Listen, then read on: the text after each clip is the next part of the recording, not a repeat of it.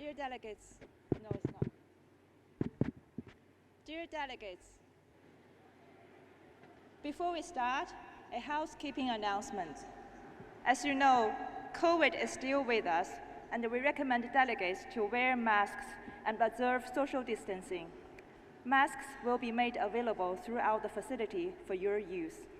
Hand sanitizers are available at the registration desk. If you experience symptoms or should you feel unwell, please isolate in your hotel room and inform the Secretariat at unep-incplastic.secretariat@un.org. Please also let us know if you should require any support at this point. Thank you.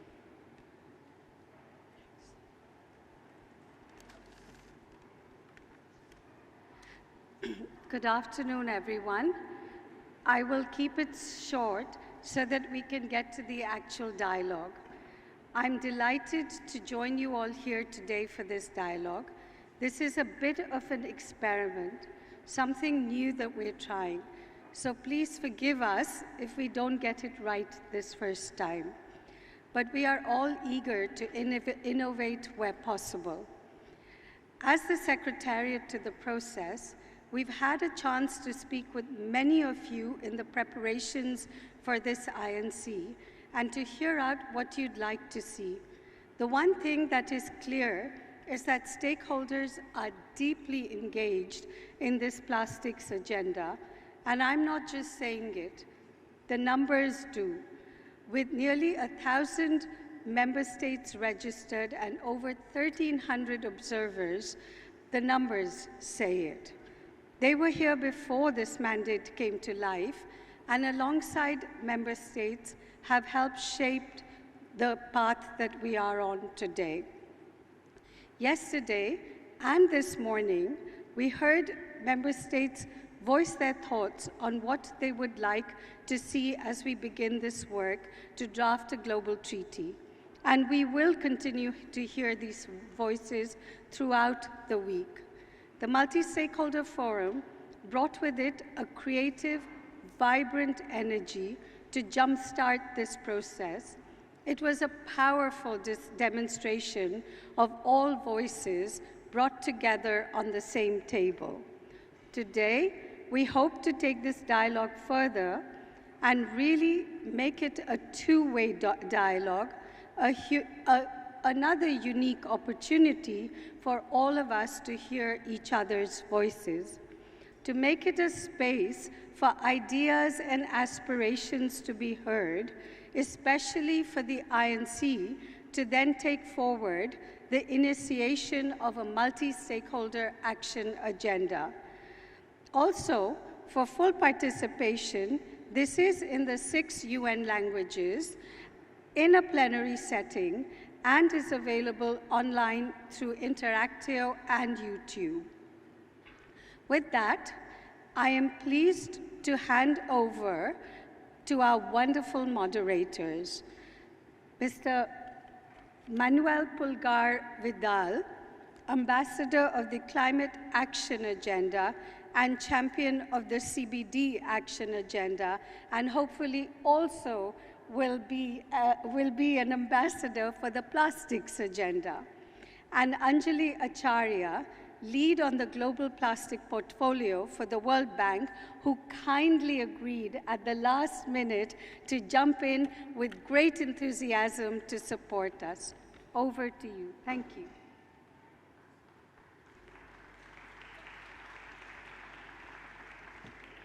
Thank you very much, Yoti, and thank you to you all for being part of this stakeholder dialogue. Friends, colleagues, this is a time to celebrate. This is the time in which, for the first time ever, in a multilateral process, we are including this kind of dialogue.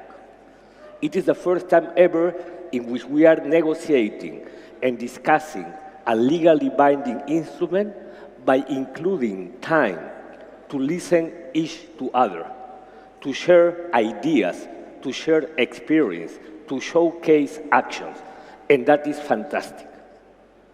Probably some of you could think that we are losing time to discuss in plenary. And that is not true.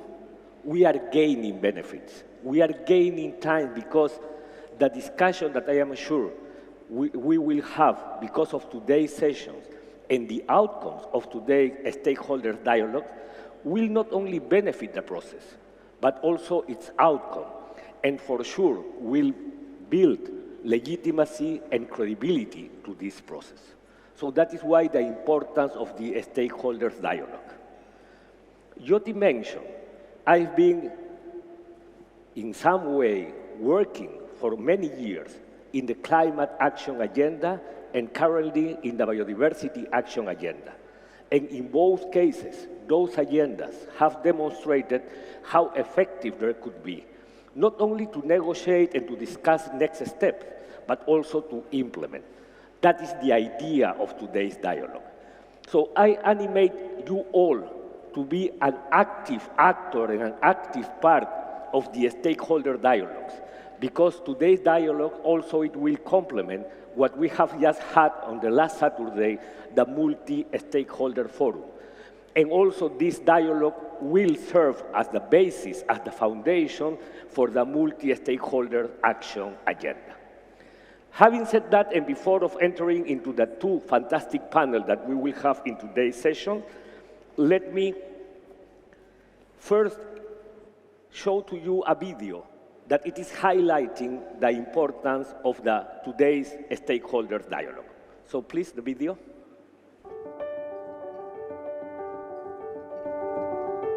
We want to innovate and be modern and see how we can ensure that all voices are heard. So we very much hope that this will set in motion this process that we will have over 2.5 years. 2.5 years where in a sense we'll have 5 mini COPs, 5 INCs, where the world will be together to finalize this text. So in 2.5 years we have a text that we can see the world agree on. That's what we're doing here in Punta del Este. And if a legally binding instrument is to be found by 2024 to either end or reduce plastic pollution, we need the best brains, which is why we have you online and why we have you here in this forum. Coming from a small island like Niue, we do not produce plastics, but we receive a lot of plastics. Mostly in such platform where speakers have not been very much privileged to also be part of such treaty negotiation processes. So I think this is a very big, one of the most historic moments for us.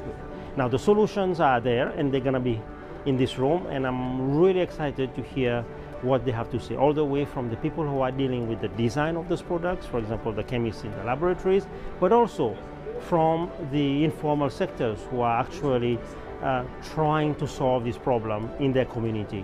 We've created a group recently, it's new, it's called the Science Network for an Effective Plastics Treaty, which is also offering independent peer review and support for member states throughout the INC negotiations.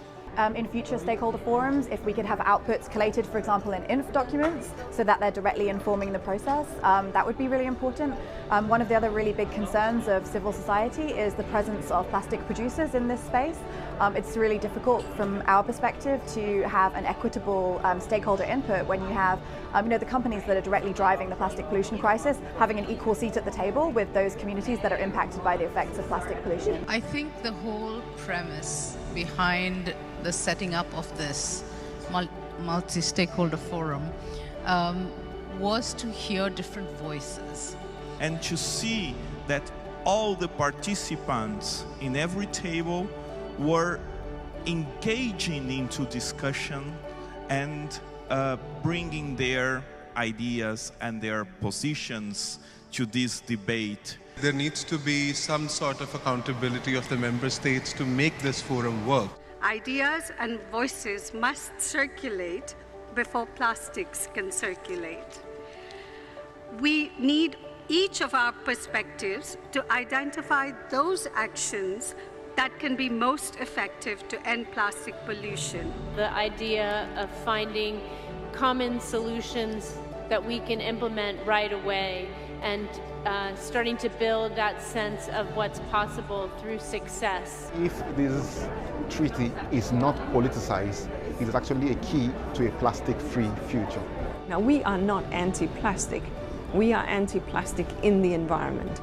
La aspiración de un país anfitrión, en este caso, es que la reunión tenga verdaderamente un hito, ¿no? Y que verdaderamente suponga un camino para hacer cosas. Tenemos que dejar de hablar, dejar de conversar entre nosotros, dejar de anunciar cosas y comenzar a caminar.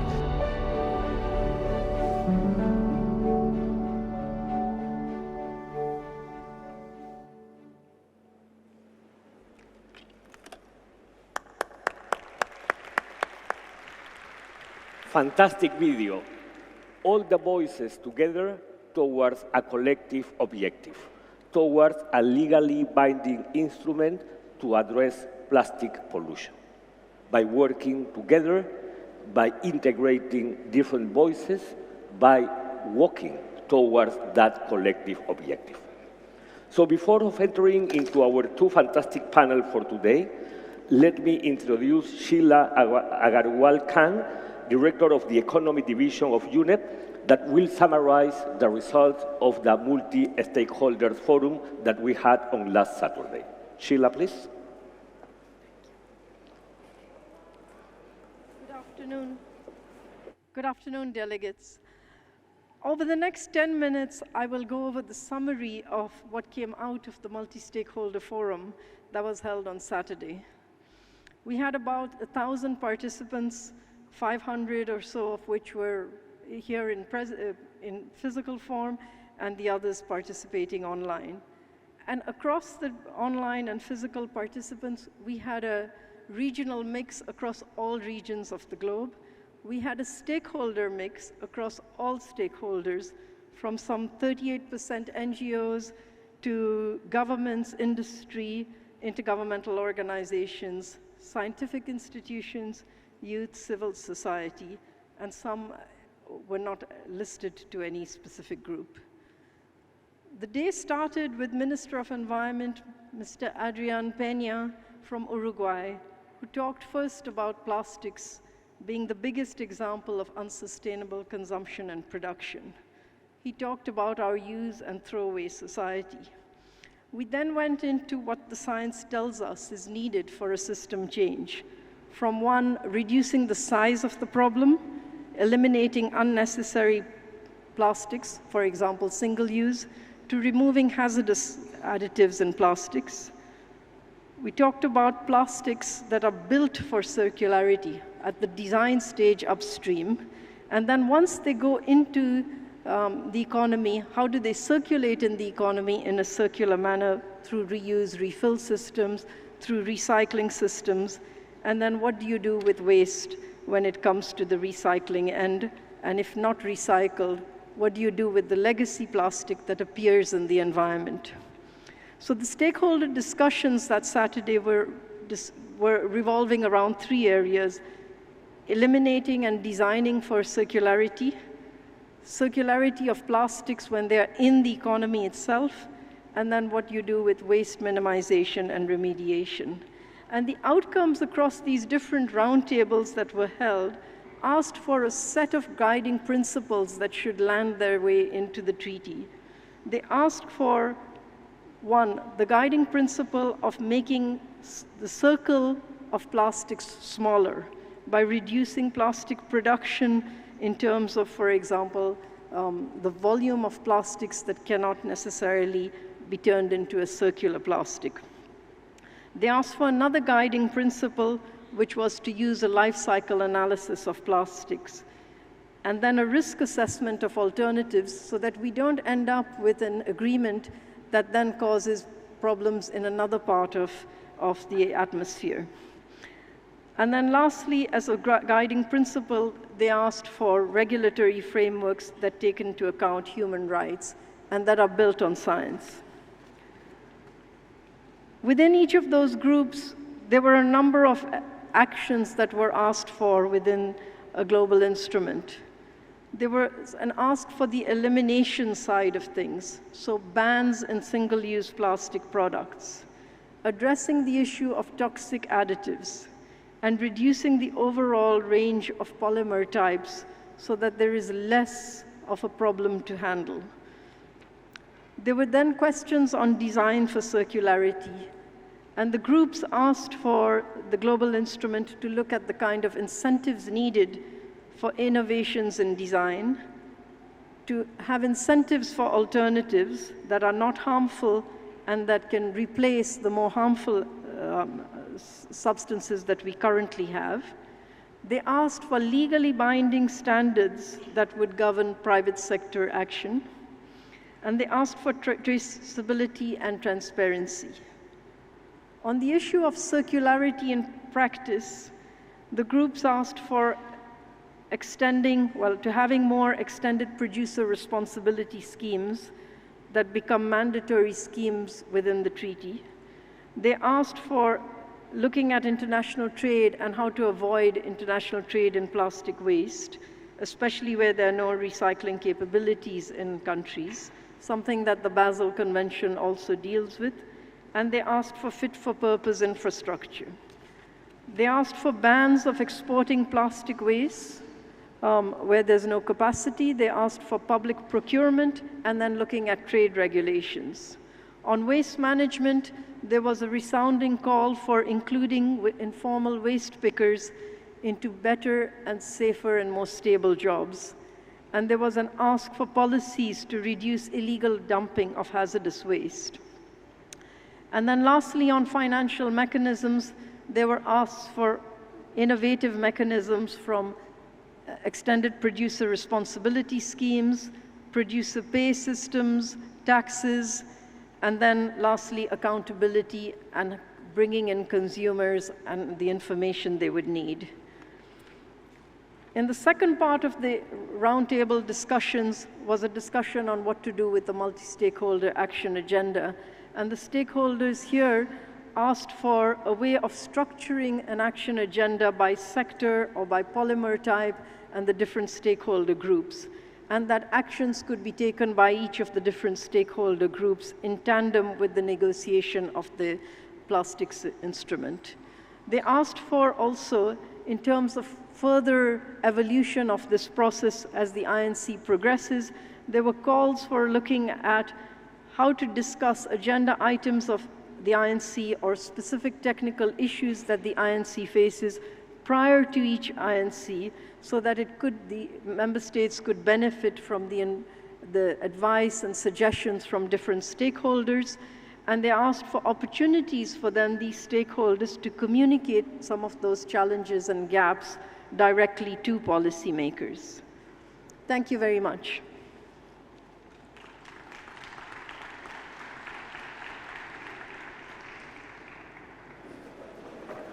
Thank you very much, Sheila. Good summary of a fantastic multi-stakeholder forum on last Saturday.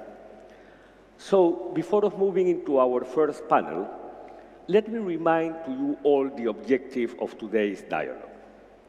First, it is to identify needs and interests in the intergovernmental negotiation, something that it is key if we are building trust and confidence to this process.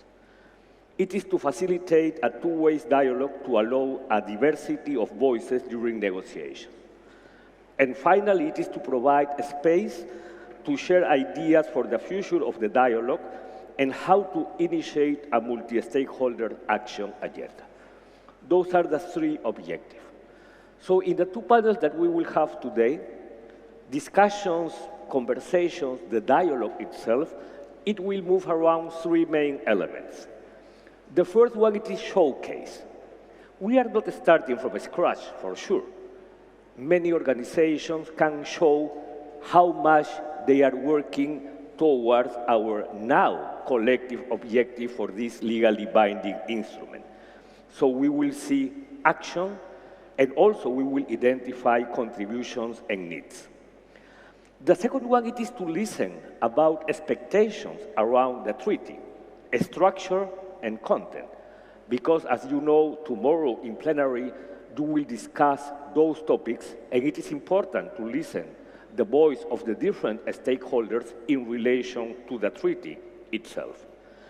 And finally, we will discuss how to keep this dialogue as an open dialogue in a permanent basis within all the INC process with intersessionals and how to organize the multi-stakeholders action agenda. So those are the three main elements for today's discussion. And I hope that by the end of these 3 hours, we can conclude in each one of those elements with strong outputs. Let me also highlight the values of this kind of dialogue. For sure, this is an innovative way of working in a multilateral process, something that it has been demonstrated to be so effective when we are negotiating for a legally binding instrument. Also, it is a way to convene different actors, to listen voices, and to promote credibility and legitimacy. But also, this dialogue could promote convergence and integration. We are having this INC just in the middle of 2 COPs. The climate one that it has just finished in Sharm el-Sheikh, Egypt, and the next one in Montreal, in which we will discuss the global biodiversity framework, the post-2020 framework. And we are in the middle of the 2. And everybody is looking for convergence. Everybody is looking on how can we be more effective by integrating pieces. So this dialogue, I am sure, will promote that kind of integration. So having said that, it is now the time to move into the first panel. We will have 2 panels. Each one of those panels will take exactly an hour. We will have 30 minutes by our panelists, and then 30 minutes to have you physically here in the audience and people that it is following the INC-1 online to participate. So we will have a full hour for each one of the panels. I will moderate the first one, and my colleague Anjali Acharya, that leads the global plastic work at the World Bank, will moderate the second one. And after that, we will move into wrap-up and conclusion. So, the first panel, it will be a discussion between stakeholders and member states on the upstream and downstream stages of the plastic life cycle. And the second one, it will be the same dialogue in between stakeholders and member states in relation to the midstream stage of the plastic life cycle. So now let me introduce our panelists for the first panel. And I would like to invite to the stage to the following panelists. Representing the youth, Suhair Ahmed Kaushik, facilitator of the Children and Youth Mayor Groups of UNEP. Welcome, Ahmed. From the academia, Bethany Carney Almorth, Associate Professor at University of Gothenburg. Welcome, Bethany.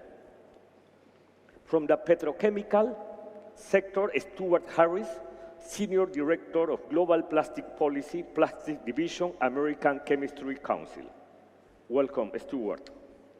From the informal sector, María Soledad Mella Vidal, from the Global Alliance of Waste Pickers from Chile. Welcome, María Soledad. From environmental NGOs, Yuyun Ismawati from Nexus 3 Foundation from Indonesia. And then from the small island developing states, 6, Mrs. Bernie Beseves, Project Coordinator of Environmental Quality Protection Board from Palau. Welcome, Bernie. And finally, from the government, Dani Radiancia, Deputy Permanent Representative for UNEP and UN Habitat at the Embassy of Indonesia in Nairobi. So welcome to you all, and please join me with a big applause to our panelists for today.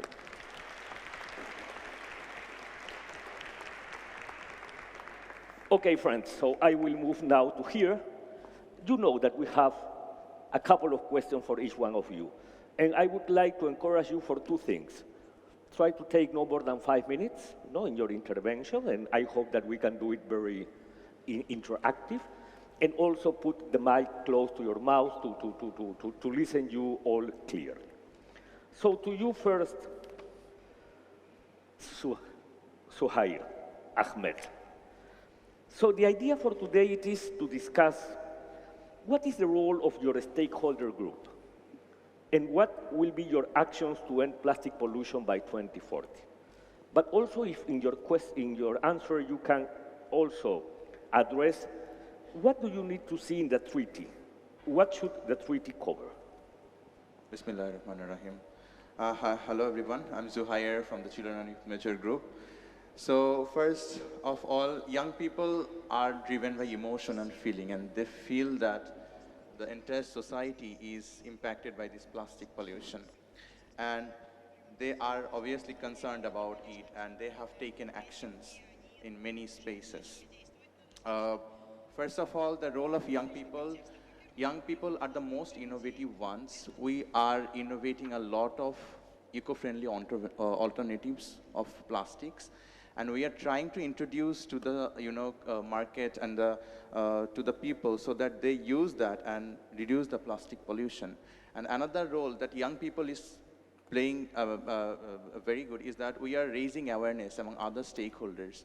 We are bringing the voice of other stakeholders, because young people, they don't think, they are the less selfish one. They think about other stakeholders, and most of the time they also bring the voices of other groups, like indigenous women and others. So what I believe that a lot of people, they are impacted by plastic pollution, but they don't know how they are being affected.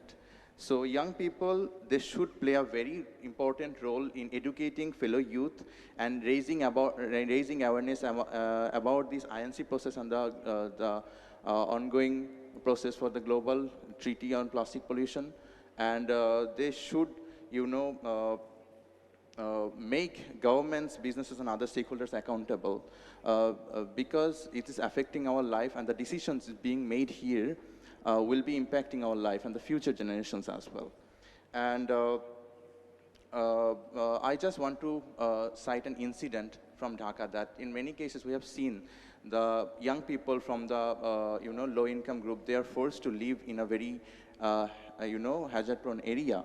And in many cases we have seen that in the fire incident in plastic producing industry factories, and that actually cause death to young people and children. So we have to share this message with the people that the factories that should be moved in different places, not the places where people are living, and the low-income people are forced to live. And the second question was, can you just go through the second question? The second question, it is more related on what do you expect, what do you need to see in the treaty? What should the treaty cover? Okay, the first one, young people, we are coming up with a lot of innovative solutions, alternatives to plastics, and I believe that the treaty should have the provision of supporting young people's innovations. Governments should provide supports, finances, technologies, and incubation for the green entrepreneurs. And I believe that taxation benefits and the tax waivers for the eco-friendly entrepreneurs should be given. And also this treaty should recognize the technical capacity building of youth and young people, so that young people can come up with a more innovative solution for making sure that the plastics are more recyclable, and we are eliminating toxics from the entire life cycle of plastic. And also, we want another thing is there's a transfer of technology. We know there are some of the technologies available in different countries that is not, maybe we didn't try to scale that up. We need to scale that up, and we have to make sure these technologies are transferred into where we don't have the technologies. And one thing that should be mandatory is that we should impose, tax on the polluters, because these polluters are affecting our life. It's killing our people, and that's why we have to impose taxes on the people, on the polluters. And this treaty should also have one very important item, that is the grant-based funding provision for the LDCs, so to make sure that the circular economy approaches are, operated in the low LDC countries. And through this treaty, we have to address the humanitarian rights-based approaches.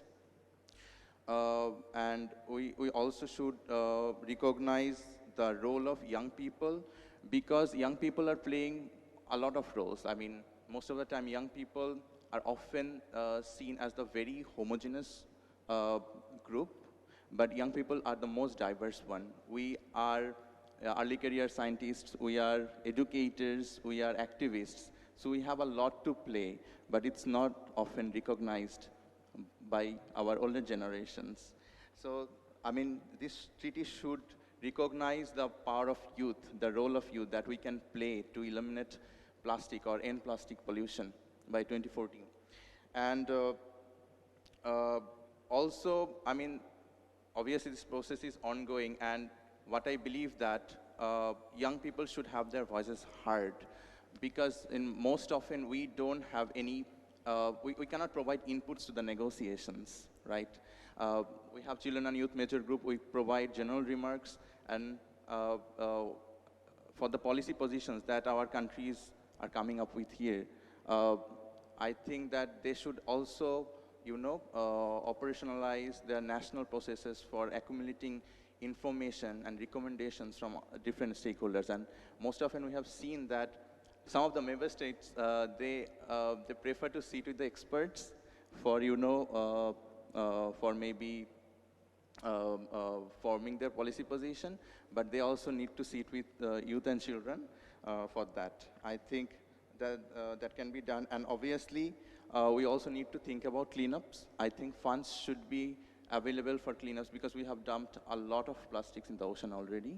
So we need to care about that. Thank you. Thank you. Thank you very much, Suhair. So now let's move into you, Bethany. The same questions, so the role that you are playing, that your group is playing, and how much your actions will contribute to address plastic pollution by 2040, and also what are you expecting, what are your needs in relation to the treaty. But let me add one more question, sorry for that.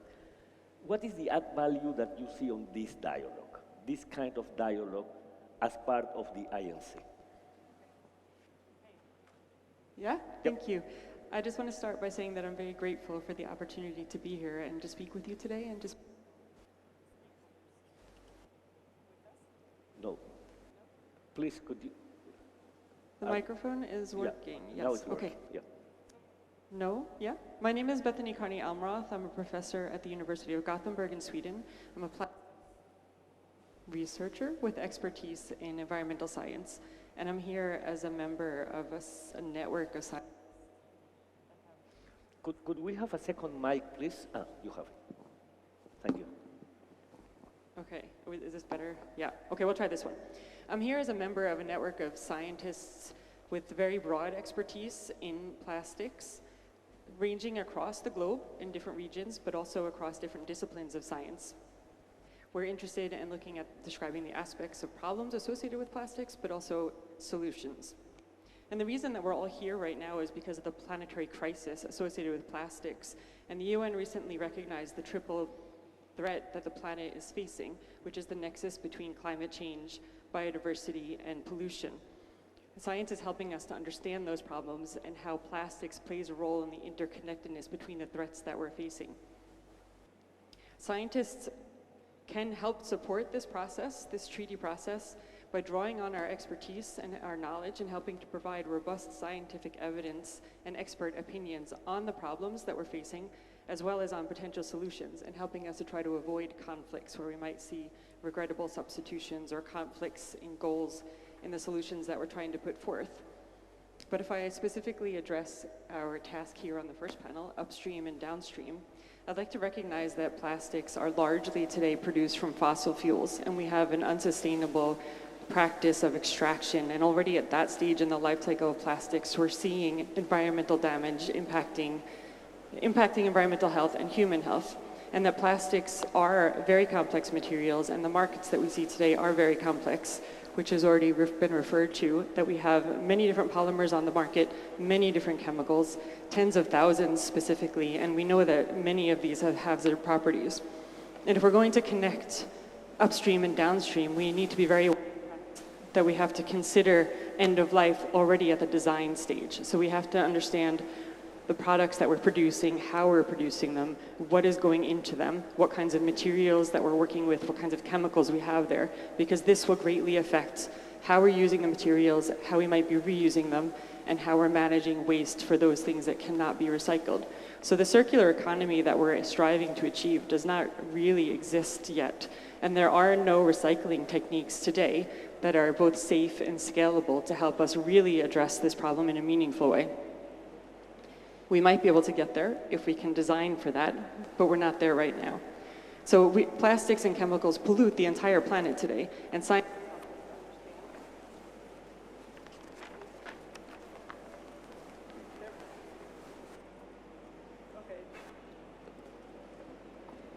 Try that one again? Yep. Science has helped us to understand that we do have global spread of plastics and plastic chemicals. So we find them in every niche on the planet, in water, in land, in the atmosphere, and in human bodies. New evidence is coming out constantly that is showing us where we have exposures, but also where we have effects. And while I'm an environmental biologist with expertise in fish, I know there are other scientists here that can help us to better understand, for example, human health impacts. There are members of the Endocrine Society here. I know Dr. Leo Trisande is here. He's an expert in human health impacts of plastic-associated chemicals that can speak to that. Can we do that?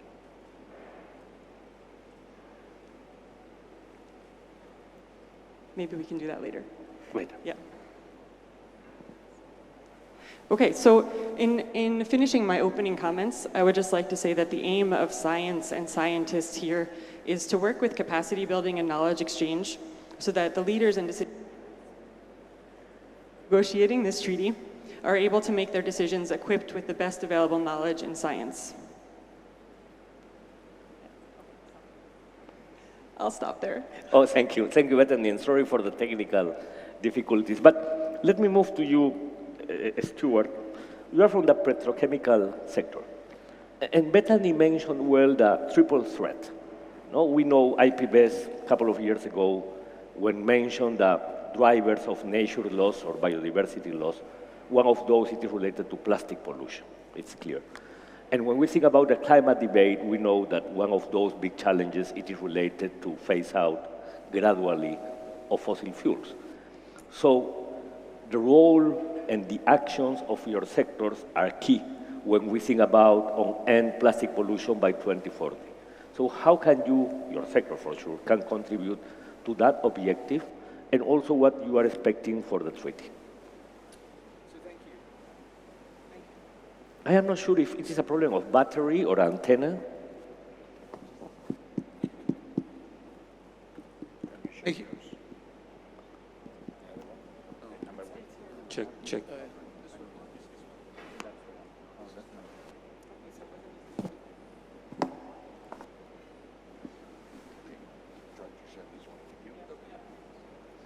Thank you. Perhaps. Thank you. So the petrochemical industry, or the global plastics industry, plays an important role in addressing the problem of plastic waste. We are the industry that has the ability and is actively moving forward with projects to become more circular and to address the issue of plastics in the environment. In terms of what we're doing and to address that goal of ending plastic waste in the environment by 2040, many of our companies are investing and deploying technologies today to become more circular. And when we look at this issue, we really look at the opportunity that our sector has taken to transform our industry. And so in the past, we've produced plastics for the value chain, it's moved through the process, and we end up at the end of life with disposal and some recycling options. But we've taken a new look at that linear system, and we've already started to transform and really remake our industry to become more circular. And so when we look at plastics, and you mentioned most plastics come from fossil fuels, we're looking to diversify that. And so of course we have plastics from bio-based sources that have been implemented, but when we're looking to address the issue of plastic waste, the opportunity and the innovation that we've seen in our industry is to take plastic waste and use that as an input, as an alternative feedstock for production. And so across many recycling technologies, we have seen the opportunity to take this plastic waste and pull it back into the system, back into the economy, creating demand and being able to capture that value from end-of-life plastics. And many of our companies are already investing in this technology, as I said. There are announcements, it seems like every day. A recent project actually was announced in a joint venture in Indonesia. There are many projects in the United States and Europe. And so as we look to transform the industry, we have a plan to become more circular. The opportunity in the global agreement is for governments to help accelerate that plan. And again, we're seeing a tremendous amount of investment in the developed world and not as much investment in the developing world. And so how can a global agreement help us to unlock private sector investment, private sector innovation, especially in the developing world, to accelerate this transformation that our industry is undertaking to become more circular? How can we create the supply chains to make sure that plastics at the end of life are able to come back and become inputs for new production? And how can we as an industry design those products better so that when they get to the end of life, they're able to come back through the system? And so both the opportunity is to find a way to make that circle and that transformation to the circle move more quickly, but especially to have that transformation happen across the world, not just in the developed countries, but also in the developing countries. Okay, and Stuart, because we have some more time, what is for you the add value of this dialogue? How much this dialogue could contribute to the INC process? No problem. So I appreciate it, and I think the added value of this dialogue is exactly what we see here on the stage. It's bringing the diversity of voices, and the next panel as well. And as the youth speaker said so eloquently, none of our sectors are homogenous or monolithic. We all have diversity within our sectors. And so bringing the business community in isn't just bringing in the petrochemical industry, it's bringing in the different voices of the value chain. And so we need to find a way to connect those voices together. We need the global agreement, and the value of this dialogue is enabling member states to really see how our individual actions are operating and find those opportunities where we can start to connect those supply chains and connect those voices. And so drawing from children and youth, drawing from science, drawing from the informal sector, from governments, from the environmental community, as well as the business community and petrochemical industry, which I represent, is a critical element to this agreement. We're all doing things to address this problem, but the one thing that we all lack right now is a North Star. We each have our own, but the global agreement provides the opportunity for governments to set that target, that North Star, toward which we can all focus our efforts and then work to really help to align our efforts toward that. Thank you, Stuart. And now let's move into Maria Soledad. Maria Soledad, you are from a key sector. No? You are representing the Global Alliance of Waste Pickers.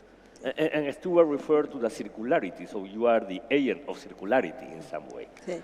So how much your actions, your strengthened actions, also based in a treaty that we are seeking or aiming to achieve in 2 years, could contribute to your actions, and how much your actions could contribute to the treaty? And what are you expecting in relation to the treaty?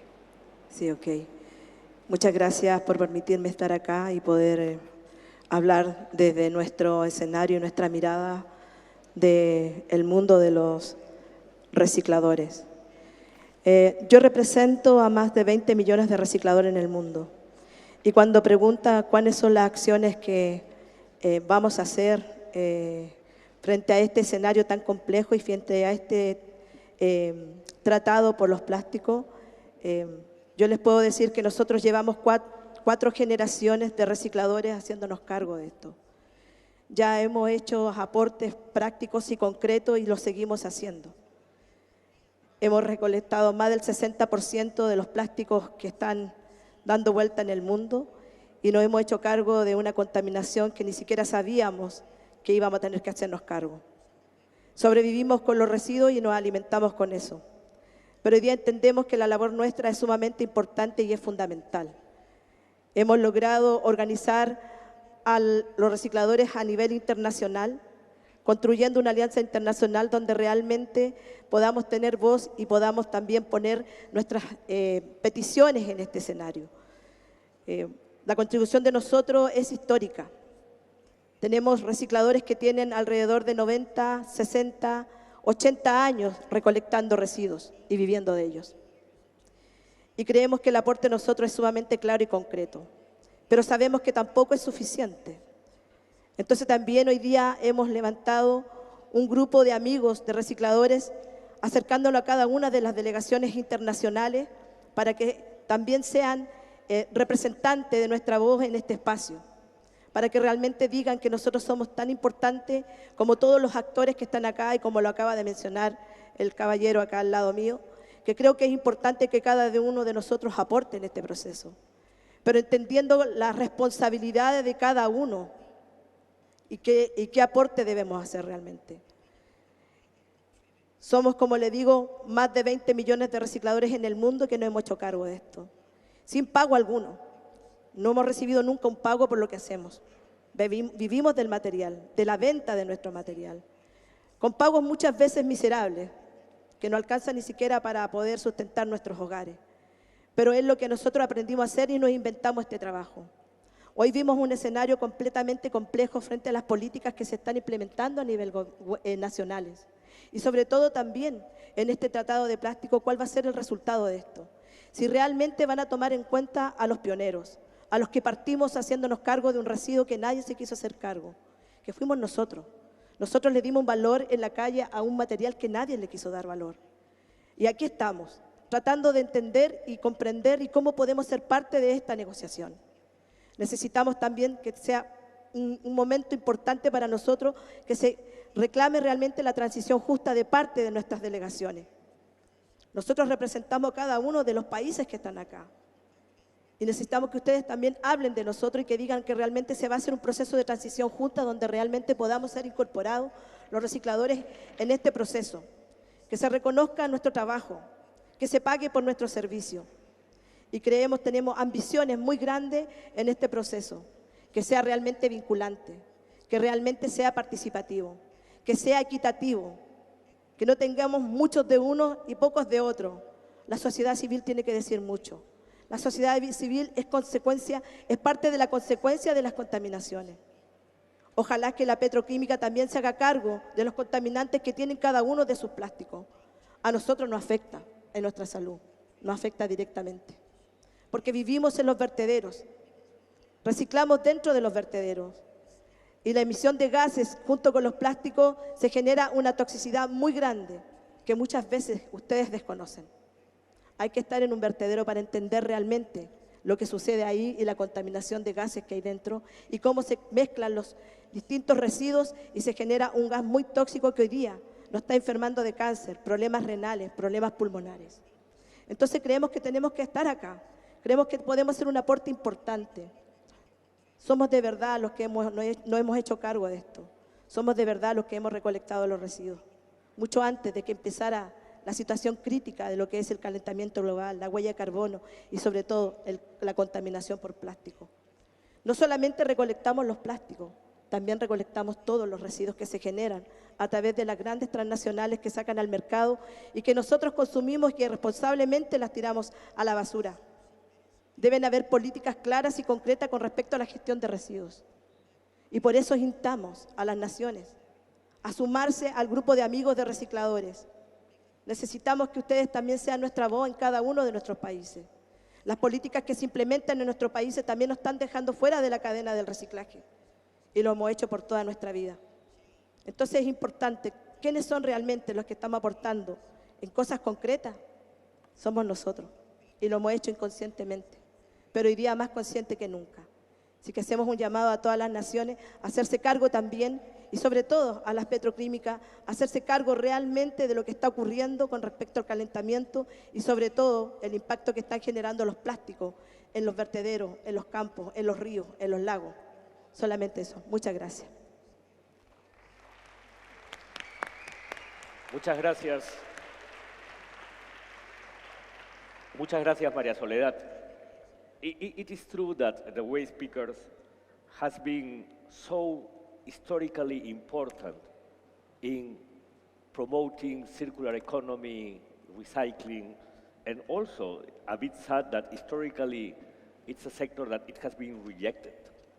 So that's a key point, because when we think about this treaty, inclusiveness, participation, equity are three key elements that we have to consider.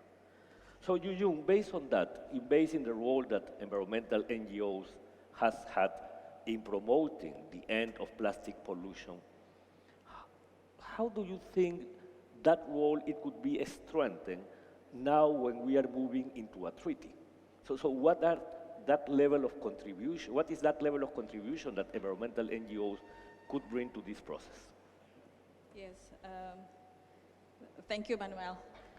First of all, thank you for inviting me in this panel. I'm Yuyudis Mawati. I'm from Nexus 3 Foundation, Nexus for Health, Environment and Development, Indonesia. And I'm affiliated to IPEN, a global network, and also Break Free from Plastic. So for this, your question made me think about a couple of things. First, plastic is a marriage of carbon and chemicals. And I believe our panelists here can attest that too. That's why we we've seen the productions of plastics, but also the growing of a chemical and petrochemical industry. So over 99% of the plastics production is made out of carbon and fossil fuel. And that's also contain a lot of harmful chemicals that some of them maybe we don't recognize it. The second, at the end of life of the products or plastics, we were told that plastic can be recycled, but in the last 50 years, data showed that only 9% of plastics have been recycled globally. So, so this made me think about the third item, the third point that come to my mind, that chemicals used in products are not easily recognized or identified by consumers. So when it's recycled, we don't know what kind of chemicals being recycled as well. So this is also what I've seen on the ground, that a lot of plastics that exported to developing countries was supposed to be recycled. But on the ground, I've seen different situations. Probably half of the exported waste being burned by the communities because it has no values, or it has no, cannot be recycled, so no brokers wants to buy it from them. Our findings in Indonesia and also in several countries shows that these toxic chemicals also accumulated in food chains. For instance, in Indonesia, we found in chicken eggs around the dumping site containing dioxins, the second highest after a village in Vietnam that was affected by Agent Orange during Vietnam War. So these kind of chemicals are spread out even more because it's unknown. And when it's down to recyclers like Soledad here and her friends, it's affecting also their health and the communities around it. So we found also in other studies that we collected more samples, kitchen utensils, children's toys, that's also containing a lot of harmful chemicals. So in short, what we are going to do in this forum or contribute to the next 2040 is we keep doing what we are doing, collecting samples, empowering civil society, informing publics and our policymakers that the impact of plastics, and it cannot be recycled without ridding of the toxic chemicals. So non-toxic circular economy, that's what we would like to see. Thank you very much, Yu-Jung. And remember that after the panelists, we will have the opportunity to listen to you, no? Member states, stakeholders, and also people online. So now let's move into you, Bernie. You are from SIDS, from a small island developing state, from Palau. You have just gotten a fantastic step forward in the COP27 with the loss and damage financial mechanism. So this treaty is also about ambition. So what does it mean, ambition, for a small island in relation to this treaty? And also, how do you think we could keep this dialogue open within the INC process, and how useful it would be for the process? Thank you for that question. Ambition. I'm sure my colleagues from the other Pacific SIDS realize and understand the meaning of that word. We are small island developing states. However, we are at the receiving end of, we're at the downstream of the life cycle of plastics. And because of that, most of us have the legal framework in place, and we have facilities in place to address plastic pollution, to address our solid waste that we produce in our own islands. However, all of that is being overwhelmed by the plastics that do wash up on our shores. And I was very encouraged by your comments, Mr. Harris, about addressing or ending plastic by 2040, and your goal to become circular. And using plastic waste to put it back into the economy. Those are, I believe, ambitious goals as well. And I hope that as you develop those goals, a part of your goal is to come visit any one of the Pacific small island developing states. Because as it is now, and it is our reality, we are at the downstream. So as you finalize, as you put your goals, implement your goals, you are on the upstream. You have the power to design. So as you start designing, come visit us, come see how our islands are, come see our facilities. So as you design at the upstream, you can ensure that when you design, you make sure that from production, as it leaves your factory and your facilities, keep in mind that we are at the downstream, we will receive it in the end, so keep that as you design. So make sure that as it comes, as if it does wash up on our shores, and I hope that will stop very soon, but if it does continue, the numbers will be reduced, and when it hits our shores, it'll be something that we in Palau can actually handle with the facilities that we have in place. And as for to continue, how do we continue this type of conversation? I hope that we continue to have intersectional working groups on themes, especially activities and clusters for each stage of the life cycle to promote dedicated conversation on the design of the instrument as well as means of implementation. And this is because when focusing on means of implementation will enable Pacific SIDS like Palau to fully implement the objectives of this legally binding instrument that we are working on developing. Thank you very much. Thank you very much, Bernie. So Danny, the same question to you. How ambition looks like in relation to the treaty, and based that you're representing a government, and also how can we keep this dialogue open within the INC process?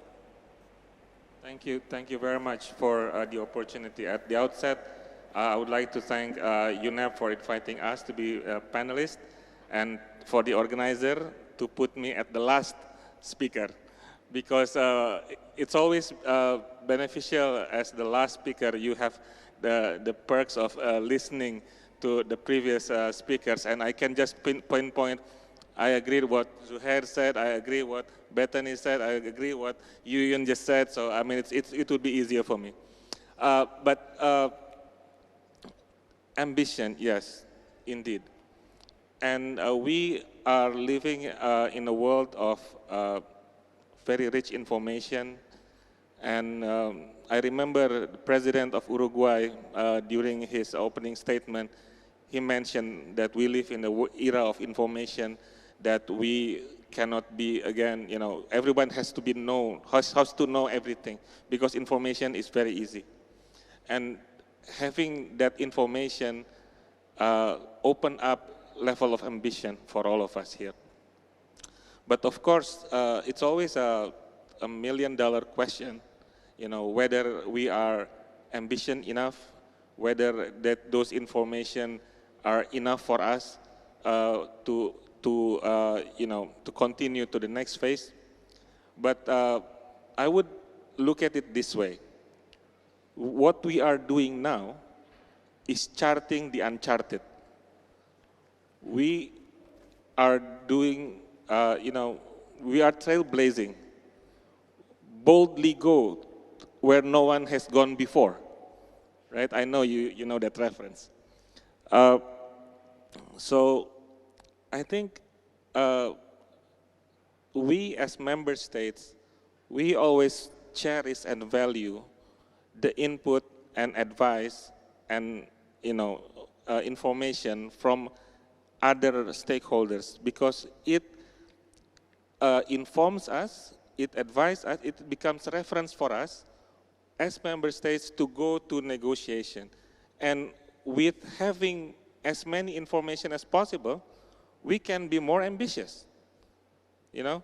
And I think we as member state, I personally, have reaped the benefit of engaging with stakeholders. So I think this is something that is very beneficial, and we would like this to continue in the future. In Indonesia, we have our national target and indicator for waste management. Like we 30% waste reduction by 2025 and 70% waste handling by 2025. And those undertakings will feed into our national target of reduced 70% of marine plastic by 2025. And this panel discussion also discussed about upstream and downstream. And without going into the details, I just want to say that in Indonesia, those undertakings are conducted holistically, and it involves various ministries. So it happens across the board, so there is no silo mentality or silo thinking in doing so, because we understand that this issue of plastic is cross-cutting, so we have to do it together across the board, not only at national level, but also at the local level. And here, I would like to emphasize the role of stakeholders when we go into local community, because I do believe youth is very crucial, and they have very important role in awareness raising, in educating the local people about, how not to waste rubbish and to collect trash and everything. So I think, I just agree what our first speaker just said in the beginning, because I cannot emphasize more the important role of youth in this undertaking, because in the next 20, 30 years, they will be the one who leading the country. They will be the ones who become, executive director of UNEP, president of Indonesia, prime minister of UK, whatever. But they will be the one who lead this, the world. And of course, this type of conversation should continue. We cannot stop it. And we can do it in many, many avenues. First, we as member states, Indonesia as member state, is always open for discussion with any stakeholders. Come to me, come to us, we can have a fruitful discussion over lunch, over coffee, whatever we do it, right? And then in the context of INC, I do believe that the multi-stakeholders what we have done on Saturday is very beneficial. I think it, even though I did not participate myself, but I read the report. And I just want to say that this is a best practice that we can continue in the future, provided we have the governance to do that. I thank you very much. Thank you very much, Danny. So now, it is time for you to participate. So, yeah, please press your button to ask for the floor, and somebody will bring to me the order of the participation. So, the first one, it is the observer number 15, Action on Smoking and Health. And I would like to encourage you to take 2 minutes, no more than 3 minutes for your interventions, because the idea it is to promote more interventions and to have member state and non-member state participating and contributing to this dialogue. So Observer 15, Action on Smoking and Health, you have the floor. Thank you, and thank you for this important forum and the opportunity to speak. My name is Chris Bostic, and I represent Action on Smoking and Health, or ASH, the world's oldest organization dedicated to ending the harm caused by tobacco, and that includes environmental harm. ASH is also a member of the Global Stop Tobacco Pollution Alliance, a coalition of tobacco control organizations created to participate in these negotiations. I want to make 2 specific points that I believe are important for framing our future collective work. The first is to echo what has been said by many delegations and members of civil society. Not all plastics are the same. They vary in several dimensions. Some are more problematic than others, some are more toxic than others, some are less necessary than others, and some are single use. Some plastics should be regulated, and some should be banned immediately. A singular example of the latter is cigarette filters. I emphasize that the word filter does not have the same meaning as other filters we have and will discuss in this process, because it implies that they filter some of the harms out of cigarettes. To be clear, they do not. Cigarette filters are made of plastic, and the release of tiny plastic particles during the act of smoking causes additional harm. They make cigarettes more deadly, not less. Cigarette filters are wholly unnecessary. Once cigarettes are smoked, the filters become cigarette butts, which are full of toxins and carcinogens. A small cigarette butt may seem like a little thing, but one butt dropped into a goldfish bowl will kill the goldfish. Filters are extremely toxic. Cigarette filters are also the most littered item on Earth. Approximately 4.5 trillion filters, yes, trillion, are discarded into the environment each year. As you walk down the street tonight or on the beach, look down. You will see them everywhere. Other forms of plastic are also problematic, toxic, and unnecessary. They should all be banned, and we should spend our time discussing more difficult topics.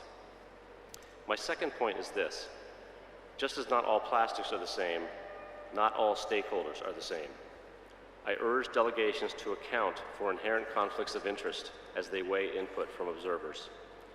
To return to tobacco as an example, the tobacco industry is excluded from participating in the World Health Organization Framework Convention on Tobacco Control because of the inherent conflicts between their interests and the interests of public health.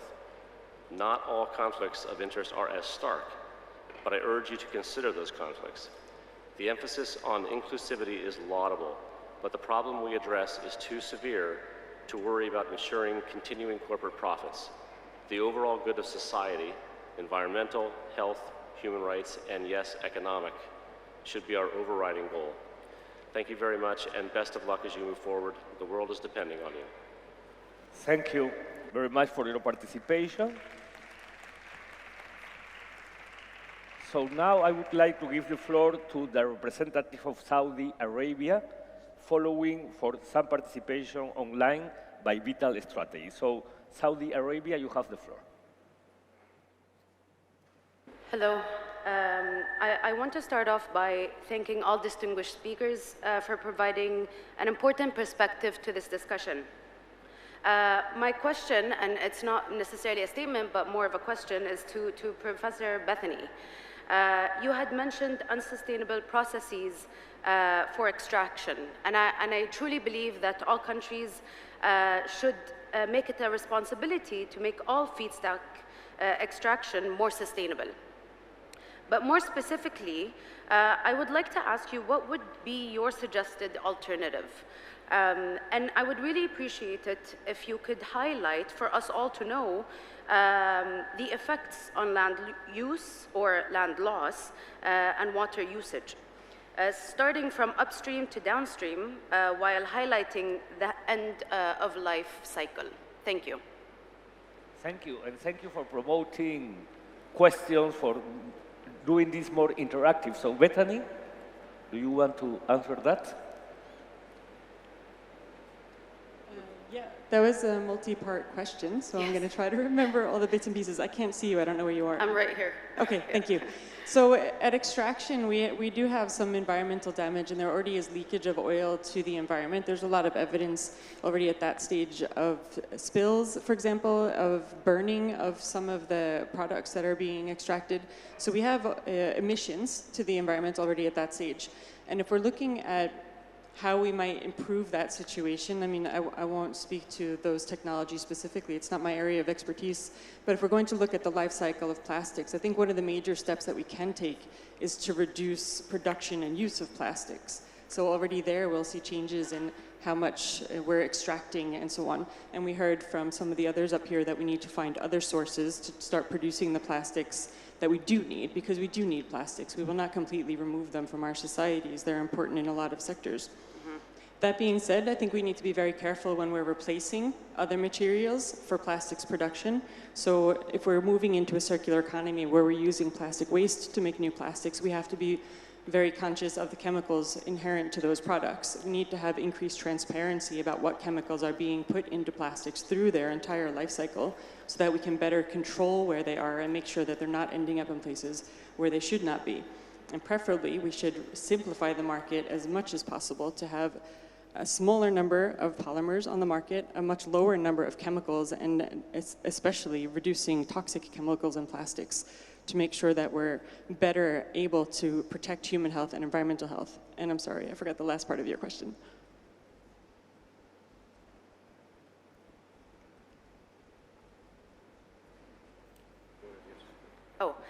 Thank you. It's more specifically to address suggested alternatives to those plastics and what that means to land loss and water usage, as well as highlighting the end-of-life cycle. So you make some very important points here in terms of land and water use, because if we are replacing fossil fuels, for example, with other materials, we need to be very conscious of the fact that there might be conflicts there in terms of, for example, food security. If we're looking at using different plant-based materials, for example, to make plastics. So these are things that we need to be very aware of, and this is a place where science can help us to try to understand where these conflicts might lie, so that we can avoid creating new problems and finding solutions. And when we're talking about end of life, ideally we should get to, if it were possible, a zero waste scenario. And right now that seems very insurmountable, but we're taking first steps to move in that direction. And if we could achieve true circularity, we wouldn't have as much waste as we do now, and then we would move away from end of life issues. And as we've heard from a number of our speakers today, we have very large problems at end of life and mismanaged waste that are affecting both humans and the environment. So these are big problems we need to address. Thank you. Thank you, Bethany, and thank you for the representative of Saudi Arabia. So now we will have a participant online, Jorge Alday from Vital Strategies. UN Environment Program, delegates of member states, and esteemed civil society colleagues for the opportunity to contribute. My name is Jorge Alday. I'm a director at Vital Strategies, working with STOP, a global tobacco industry watchdog and part of the Stop Tobacco Pollution Alliance. Plastics are taking a devastating toll on our planet and on human, animal, bird, and marine life. We have passed the point where cleaning up plastics on our streets and beaches, rivers, and oceans is enough.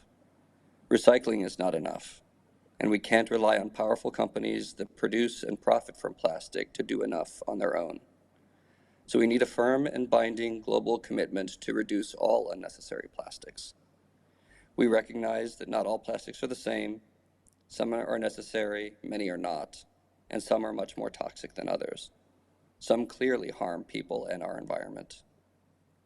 On each of these counts, as my colleague from ASH recently said, cigarette filters stand out as both harmful and completely unnecessary. Cigarette filters are designed to make smoking easier, and that same design contributes to massive plastic pollution. 4.5 trillion cigarettes are discarded every year, making these products the most littered item on Earth. The tobacco industry suggests it's a positive force. It is not. That is why we already have an entire treaty, the World Health Organization Framework Convention on Tobacco Control, in place to try and reduce the devastating toll this industry takes on health. We now have the opportunity to reduce that same industry's impact on our planet. Cigarette filters must be removed. They are toxic, single-use plastics that only provide profits to already wealthy and questionable corporations. For this meeting to deliver a future with less plastic pollution, tobacco should not be afforded any exemption. A decision to ban filters in cigarettes, most of which are made from plastic, is perhaps the fastest and easiest way this meeting could contribute to global public and environmental health. Thank you. Thank you very much to Jorge Alday. Now I would like to give the floor to the representative of the European Union.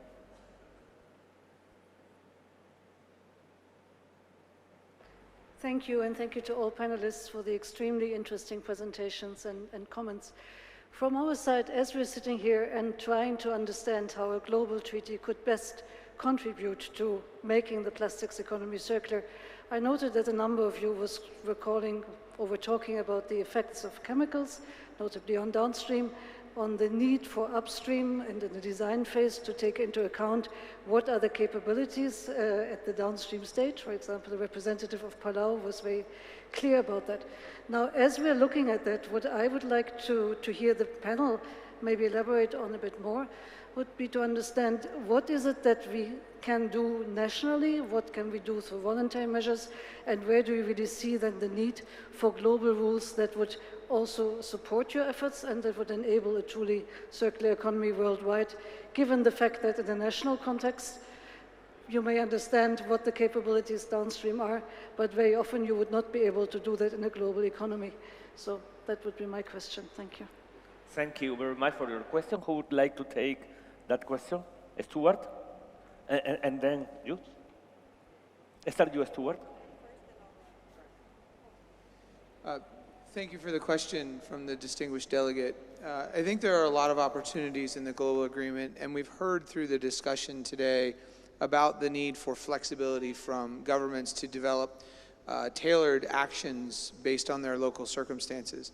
I think the opportunity in the agreement is for measures that would require the development of national action plans and then guidance and other tools that can be provided to governments so that as they develop those national action plans, they can improve, for example, the transparency on the use of additives throughout the value chain.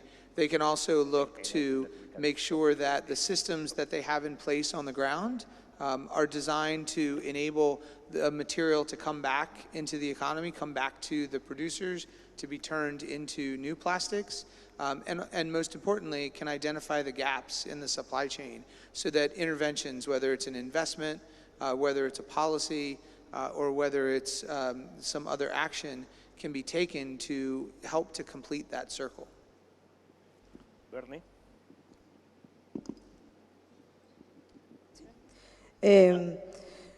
Bueno, desde mi mirada de recolectora, creo que lo primero, antes que suceda todo esto y se cumplan con los tratados y realmente podamos mitigar el impacto, primero que nada, creo que todas las naciones deberían empezar a pronunciarse con el exceso de la producción de plástico. No sacamos nada con tener leyes en nuestros países como la ley REP, la Ley de Responsabilidad Extendida del Productor, si siguen produciendo y produciendo plástico y sacando al mercado. Creo que esa es una forma de poder aportar realmente a la contaminación por plástico. Y mientras eso suceda, entregar herramientas e instrumentos reales y concretos a los recolectores que tienen en cada uno de sus países, que nos podemos hacer cargo por lo menos de seguir mitigando de alguna forma todavía muy artesanal, muy arcaica, sobre el tema del reciclaje. Creo que es una oportunidad también para poder realmente implementar y aportar hacia los recicladores. Hay mucha gente que cree que el reciclaje no sirve para este proceso, pero quiero decirles que gracias a ese proceso de reciclaje que hemos hecho nosotros, hemos mitigado de alguna forma u otra el impacto medioambiental y es sumamente importante que también se valorice eso. Creo que esa es una forma que también pueden aportar los estados, que las leyes realmente limiten la producción de plástico que hoy día están saliendo al mercado.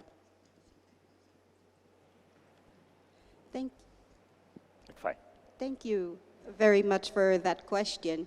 And yes, for Pacific Island countries, we are the ones who actually absorb the cost of the end of life of plastic.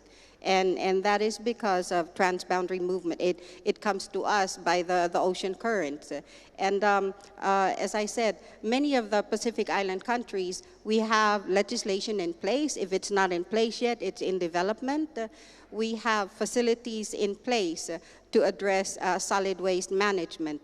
It is these plastics that wash up on our shores that are issues because exposure to sunlight, exposure to the salt water, by the time it reaches our shores, there's really nothing else you can do with it. You cannot recycle it, you cannot repurpose it, you cannot reuse it. The only thing you can do with it is put it in the landfill.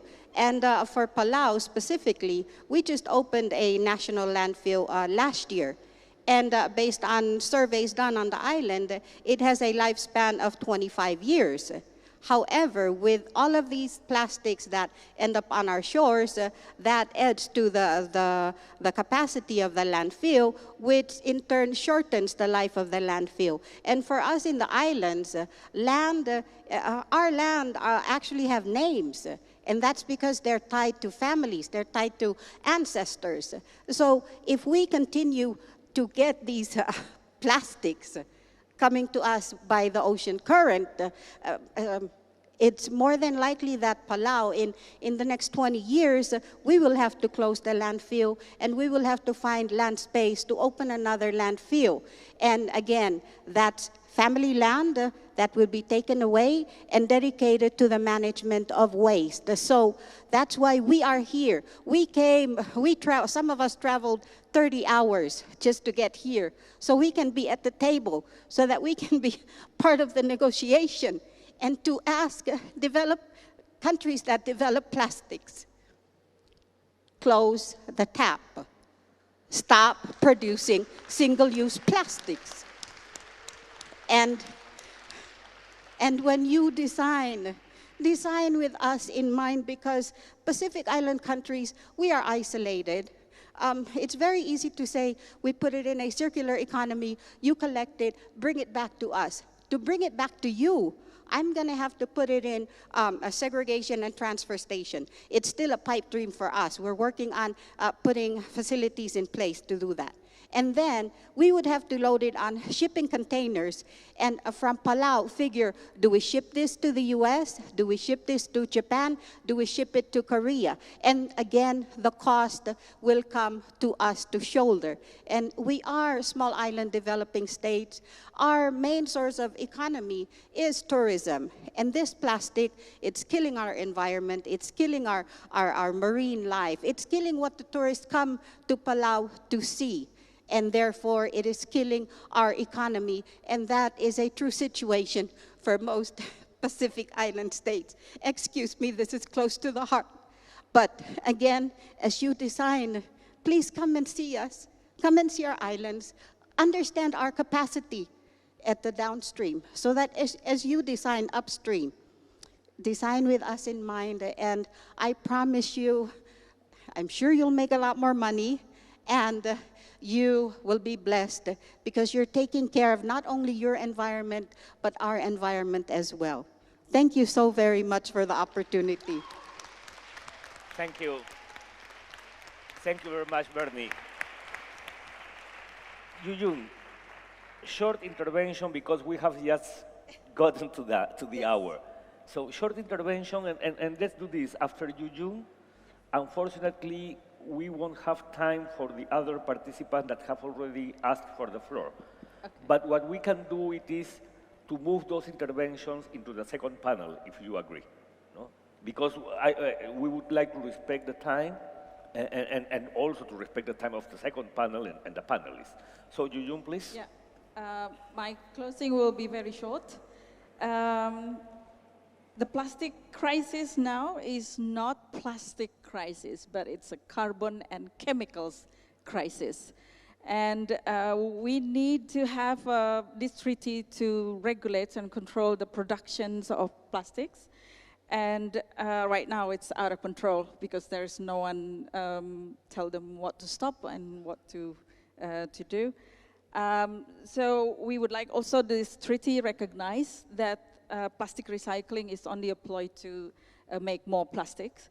And lastly, I just want to remind delegates that we cannot have the same failure as the climate treaty. Thank you. Thank you, Yu. Okay, so let's do this. Let's give the floor to two more. I have observer 14, one for corporate accountability, and then the representative of Zambia. And with that, we could close the first panel. So observer 14, corporate accountability, you have the floor. Thank you. We thank the opportunity to participate in this forum. I'm Agustina Luque with the Coalition for America's Health, and I'm attending these sessions on behalf of Corporate Accountability, an international organization with more than 40 years' experience challenging the abuses of transnational corporations that is also a member of the Global Stop Tobacco Pollution Alliance, a coalition of tobacco control organizations created specifically to participate in these negotiations. I wanted to respectfully address an issue of great urgency related to the INC process, the need to develop strong and comprehensive accountability framework. As the United Nations High Commissioner for Human Rights recently pointed out, the whole cycle of plastics is now a global threat to human rights. We must ensure free, active, meaningful, and informed participation in the new plastic treaty negotiations. We need clear boundaries on conflict of interest to ensure the new treaty puts people before profits. It is deeply alarming that this critically important treaty will legitimize and even welcome industries such as the tobacco, fossil fuel, food and beverage industries that have for decades profited deeply from the manufacture and sale of plastic products by initiating negotiations absent any safeguards against the influence, interference, and outright obstruction of this vested interest in negotiations. That is why we are respectfully encouraging member states to align the INC process with accountability precedents from other UN mechanisms. Several strategies implemented in various international mechanisms ensure that conflicts for industries are disclosed, curtailed, and prevented. Industry remains accountable to the people and the planet, and the transnational corporations and their proxies are held liable for the harm they cause, with reparation obligations. Taking lessons from the WHO Framework Convention on Tobacco Control and Conflict of Interest, Article 5.3, Liability, Article 19, participation of non-governmental and other members of civil society not affiliated with the tobacco industry, Preamble and Article 4.7, and also from the legally binding instrument on business and human rights, can be instrumental in developing a comprehensive accountability infrastructure to protect the plastic treaty from the long-documented and dangerous trend of corporate capture in other international forums, such as the Conference of the Parties of the United Nations Framework Convention on Climate Change. To offer but one example from the UNFCCC in particular, more than 630 fossil fuel lobbyists were registered to attend negotiations sponsored by a host of corporations that profit richly from the extraction of fossil fuels. This treaty needn't invite the foxes to guard the henhouse in the same manner, especially with the health of our collective publics and the planet at stake. Such precedents are built upon accountability principles, which, mutatis mutandis, should guide the requisite provisions that the INC must adopt to meaningfully advance people-centered solutions. Member states shall be the ones taking the leadership and not let industry undermine their sovereign participation by influencing their position. Thank you. Thank you very much for your participation. And to finalize the first panel, I would like to give the floor to the representative of Zambia, with our apologies for the other 5 participants that have requested the floor. You will be prioritized for the second panel during the intervention. So, the representative of Zambia, you have the floor.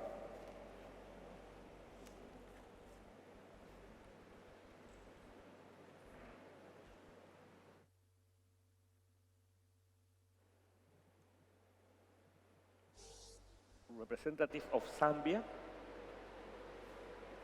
No? Okay, so what we can do is to give the floor to one of the other 5. So let me now give the floor to the representative of Pakistan. Yeah, thank you, moderator and panelist. My comments is regarding the contribution from informal sector, particularly the waste pickers, because they are on their own risk and they have no health measures when they are picking the waste from the garbage and the dumping site. And sometimes there is a open burning of plastic that creates dioxins and furans. And there is no safety measures. And they are surviving for their own livelihood on the basis of these plastics, and they pick up and to provide this to the recycling industry. My point is this, that the companies should encourage to provide the health and safety of these waste pickers, because they are supporting to the recycling industry. And second thing, they are contributing to the environment as well as to the recycling industry. And finally, the companies should take the responsibility to pick their products from the different sources, from the dumping sites, and collect it properly, and then recycle or dispose of in environmentally sound manner. Thank you. Very much to the representative of Pakistan. So friends, we will have a wrap up by the end of the second panel. So now I would like to ask you to join me with a big applause for our panelists and for a great discussion. And I would like to invite you to go back to your seats in the front row. And now also let me introduce the moderator of the second panel, Anjali Acharya, that leads the global plastic work at the World Bank. So Anjali, now it's your turn.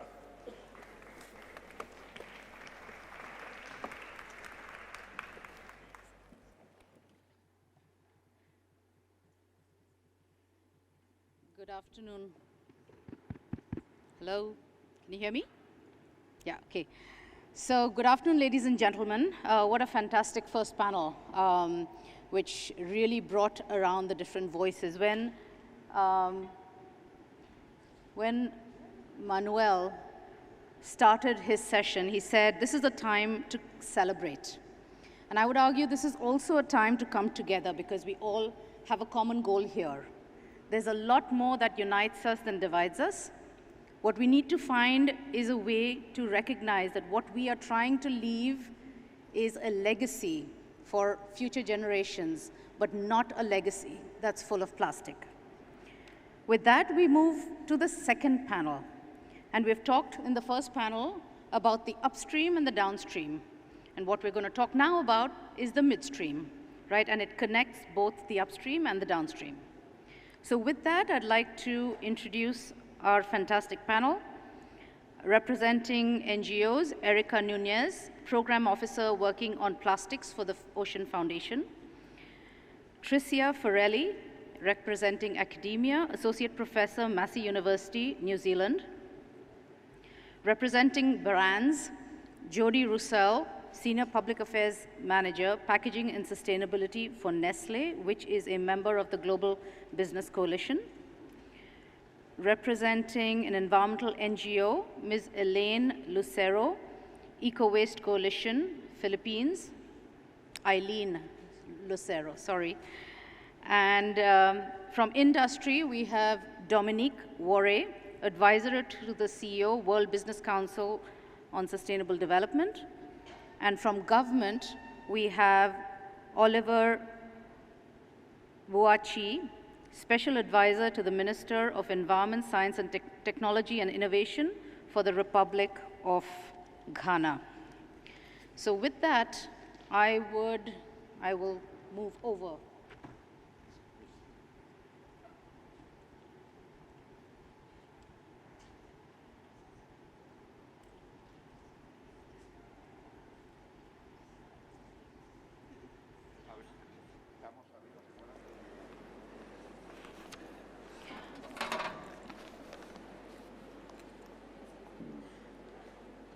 Okay.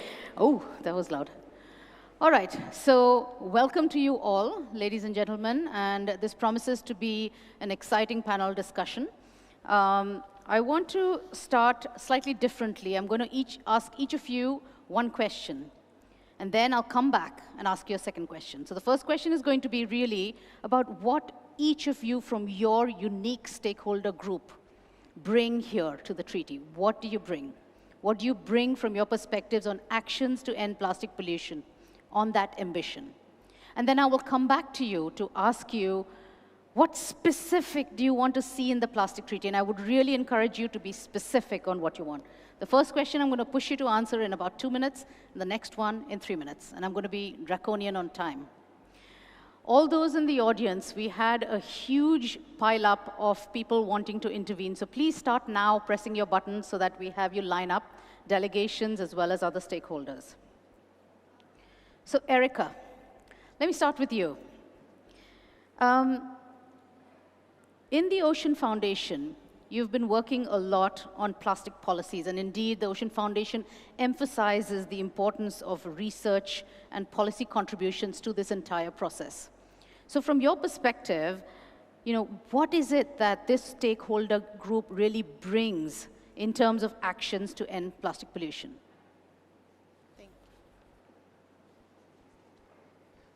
Hello? Yes. You can hear me. Great. Hello, everyone. Thank you. It's a pleasure to be able to speak with you all today. So for me, this is a broad question because civil society provides an immense amount of expertise within this process, within the process to end plastic pollution. One of the first voices to create momentum within this, to plastic pollution was from civil society. So I want to recognize that. And what we bring, and for me personally, from my Ocean Foundation, is very much of a policy focus in international policy, like in forums like this, like the INC, really being able to engage directly with stakeholders and especially member states. But also in terms of the broader spectrum of civil society contributes and supports to the scientific knowledge on plastic pollution. It is the source of the advocacy on plastic pollution and the movement building that has created the momentum that has gotten us here today. Public outreach and innovation is also something that really comes from, and well, I won't take all the credit for that, but I'm saying civil society plays a really great role in that. Thought leadership on policy and innovation is also a space where civil society provides great input within this process. Direct engagement, obviously, with governments is critical. There are varying perspectives that civil society is able to give when you're talking about women and children and youth and indigenous peoples and marginalized peoples that are those that are the direct and most impacted by plastic pollution. Those are the voices that are within civil society that are able to give you the perspective to make the decisions to stop plastic pollution. On the ground work and capacity building is also something that civil society really excels in, to be able to give that, fill in some gaps where there is no possibility or there's not capacity to be able to do certain things to move the needle, so to speak, on plastic pollution. And again, I want to emphasize the elevation of the voices of those in marginalized communities. The environmental justice movement is a critical, I'm going to say critical a bunch of times because I can't think of a better word, but just bear with me. That voice has been so drowned out by many others within the stakeholder group, and I'm proud to elevate the fact that civil society really does emphasize the need to engage, to look at this from a perspective of all stakeholders. And when I say all, it's not just industry, it's not just governments. There is a broad range of people within civil society that have something to say, that have ideas, that have a contribution to this process. So that would be my sum up. Thank you. Thank you, Erica. So absolutely, I think we heard from the first panel also the importance of hearing all voices and not just a few, drowned out by a few. And I think the reference was also made to a fair and just transition, which means recognizing the different communities, etc. But you also talked about, policy elements, but then also research. So let me turn to you, Tricia. And, you have been working on plastic pollution in islands, doing research in that area. And we heard from the first panel, Ms. Bernie from Palau, and she had a very impassioned argument about plastic pollution. Now, islands represent a microcosm of what would happen everywhere because they have so little land, they're remote, they have unique solutions that are needed. So from the research side, how can your group provide real inputs to the actions that this is, which is coming out of this global treaty? Thank you for that. And I think this is a very good segue actually from Erica's contribution, because what we're also looking for is full and meaningful participation in the science as well as the process. So plastic pollution scientists and knowledge holders should work together to primarily engage with and support member states. This is what we're looking for through the INC process. And that, of course, includes our Pacific Island states in that response too. So mobilizing international multidisciplinary network of scientific experts and knowledge holders, including the knowledge of Indigenous peoples across the Pacific and elsewhere, to provide evidence-based, robust, independent and transparent full lifespan approach, but also traditional and local knowledge. So we're also talking about waste pickers, informal waste workers, and also informal waste workers working in formal economies, or vulnerable people working in informal economies as well. So local systems, practices, and innovations. We want to identify, analyse, and address biases, misunderstandings, and misrepresentations, and there has been many up until this process through UNEA, that may be promoted in attempts to weaken this new global framework.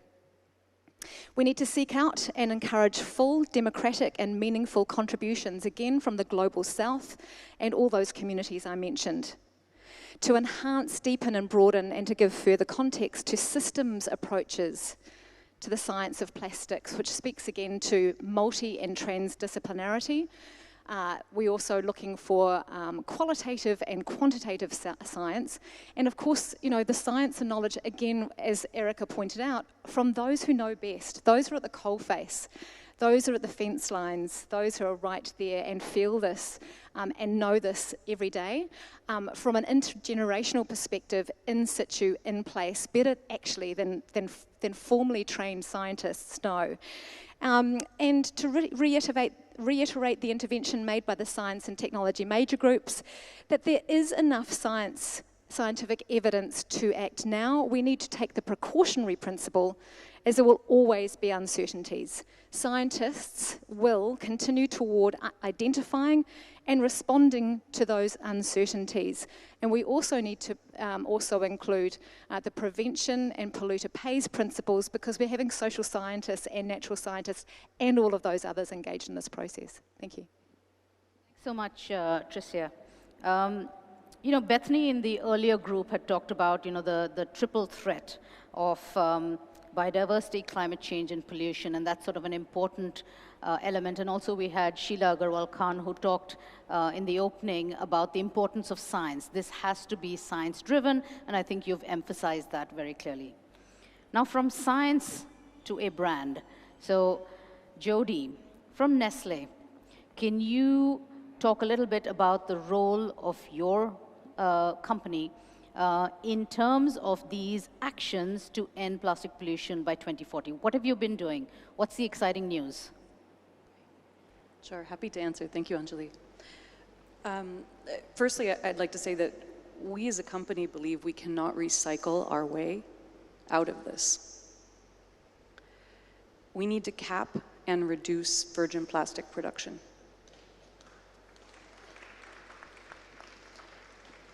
We need to focus on a circular economy approach that keeps all the materials in the economy and out of the environment to safely circulate the plastics that we use. And we need to do so in a way that ensures a just transition and takes into account the human rights of all of the communities impacted by the full life cycle of plastics in production, in use, and in end-of-life management. We've launched the Fair Circularity Initiative jointly with Tier Fund, with the support of Shift, with a number of other companies, specifically to develop guiding principles to support respecting the human rights of informal waste workers in line with the UN Guiding Principles for Business and Human Rights. Now, in terms of the actions that we've taken, I'll share 5 different areas of action. The first one is reduce. We're on track to reduce our use of virgin plastic by 1/3 by 2025. Overall, we've reduced our plastic footprint by 35% since 2019. We passed peak virgin plastic use and peak carbon in 2019, and we've decoupled our business growth from virgin plastics use. On reuse and refill, we've launched over 20 pilots in 12 countries. We recognize there's a lot more to do there, and we're looking to expand with our retail partners, some of them who are present today. In terms of redesign, we're focused on designing all of our products that use plastic packaging, and actually all packaging, for recycling. 80% of our plastic packaging is designed for recycling today. We're working to get to 100%. And we have a negative list of materials to phase out voluntarily. We also, on the product design side, adhere to the Consumer Good Forum's Golden Design Rules, which are guidelines to ensure that plastic packaging can be designed to facilitate recycling and have value in the recycling process. In terms of recycling infrastructure, we have over 220 activities globally in collection and sorting to support reuse and recycling. Today, we've already phased out 4.5 billion plastic straws and replaced them entirely with paper straws, as a specific example of the work we've been doing. And lastly, I'd say we're focusing on rethinking mindsets. This is inside the company with training for our employees, it's with our retail partners, and it's also with our customers, using the back of our packages to communicate about recyclability. We're focused on changing the status quo and doing what we can that's directly in our control. Thank you so much. Thanks so much, Jody. I think why this is something that touches us all so closely is because we all have a personal relationship with plastic. And some of us, maybe not the youth, but some of us remember a time when plastic was really not that freely available and not so prevalent in our society. So I think what you're saying also is you're working through your company, your brand, but others here on the panel are also representing how we must all collectively change our relationship with plastic in a way. So thank you for your points. Let me turn it over to Eileen from EcoWaste. Now, Eileen, in EcoWaste, you've done a lot of work on labeling and standards, and we heard Jody just talk about, using products to help towards behavior change, to provide information through the labels, etc. You've also worked on, advocating for zero waste solutions and chemical control. And finally, what came out in the earlier panel was also the transboundary context, right? So on regional waste trade, you've also done some work on it. So from your perspective, and given the areas of focus, what do you feel you will bring to this treaty? Yes, no?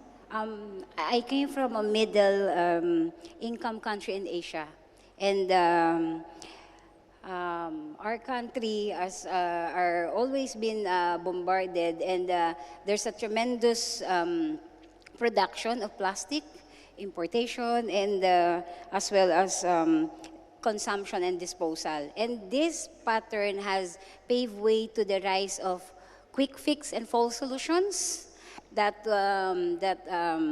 is being peddled as recycling.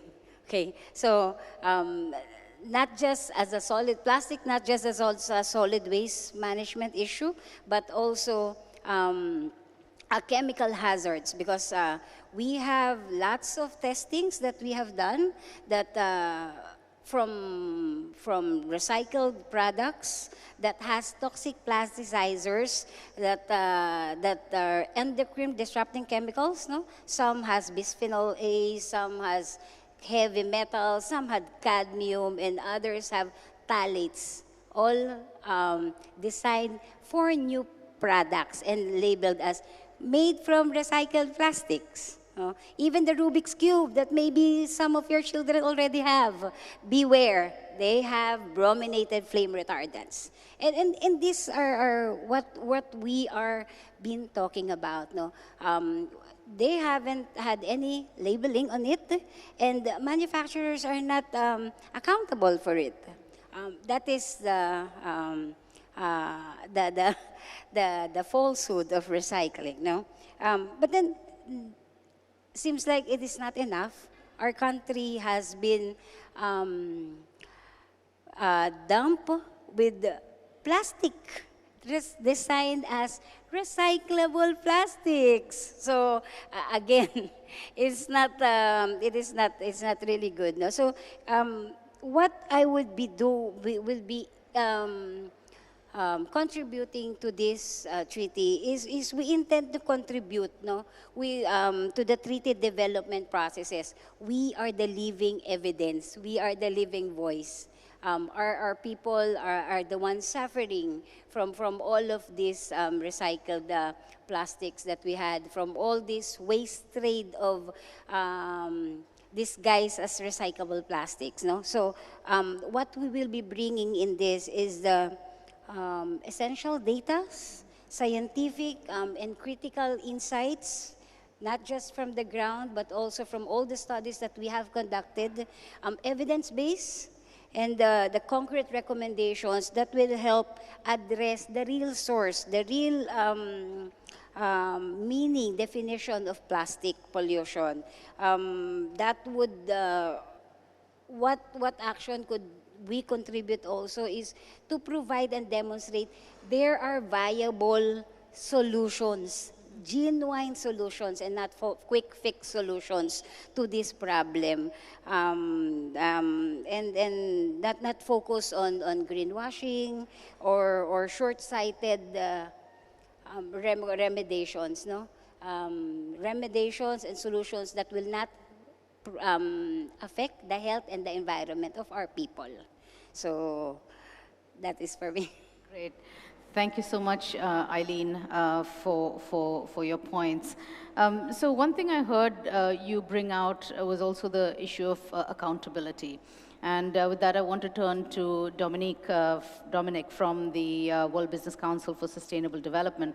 Now, the World Business Council has been doing sort of a lot of work on bringing sustainable business to the forefront and, you know, joining in the fight against plastic pollution. Now, and there's several information that's come out in terms of corporate accountability and disclosure metrics, etc. But let me give you the opportunity to say, sustainable business, what are you bringing? What do you bring to this treaty and to this dialogue process? Thank you, Anjali. Two things. The accountability is a key word and action is the other key word. Now, on the accountability piece, there's a kind of a phrase that our president, Peter Bakker, likes to use, which rather boringly, but accountants could save the world. If you can measure something, you can manage it. If you value it in the right way, you're not going to create the problems that have been created. So For those of you who operate between these different areas, for 22 years, the Greenhouse Gas Protocol, which was created by leading businesses of the World Business Council for Sustainable Development with the World Resources Institute and this network of expert scientists, is now the de facto standard for measuring and being accountable for greenhouse gas emissions. What we need in this space is that whole accountability system like has been developed in climate change. So, first of all, what is the target that one wants to set, which is science-informed, science-based, like there are science-based targets now, and over 4,000 companies use them in climate.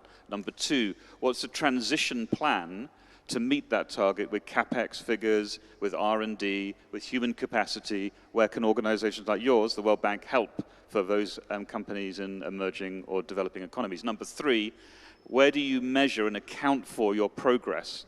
The Greenhouse Gas Protocol equivalent for plastic. Number four, where do you report and disclose publicly that that is what you are doing, so people can say, you committed to something and I can see that you are now going ahead and doing it, like a colleague from Nestle was explaining. All of those pieces exist in the climate framework, but they do not yet exist for this challenge.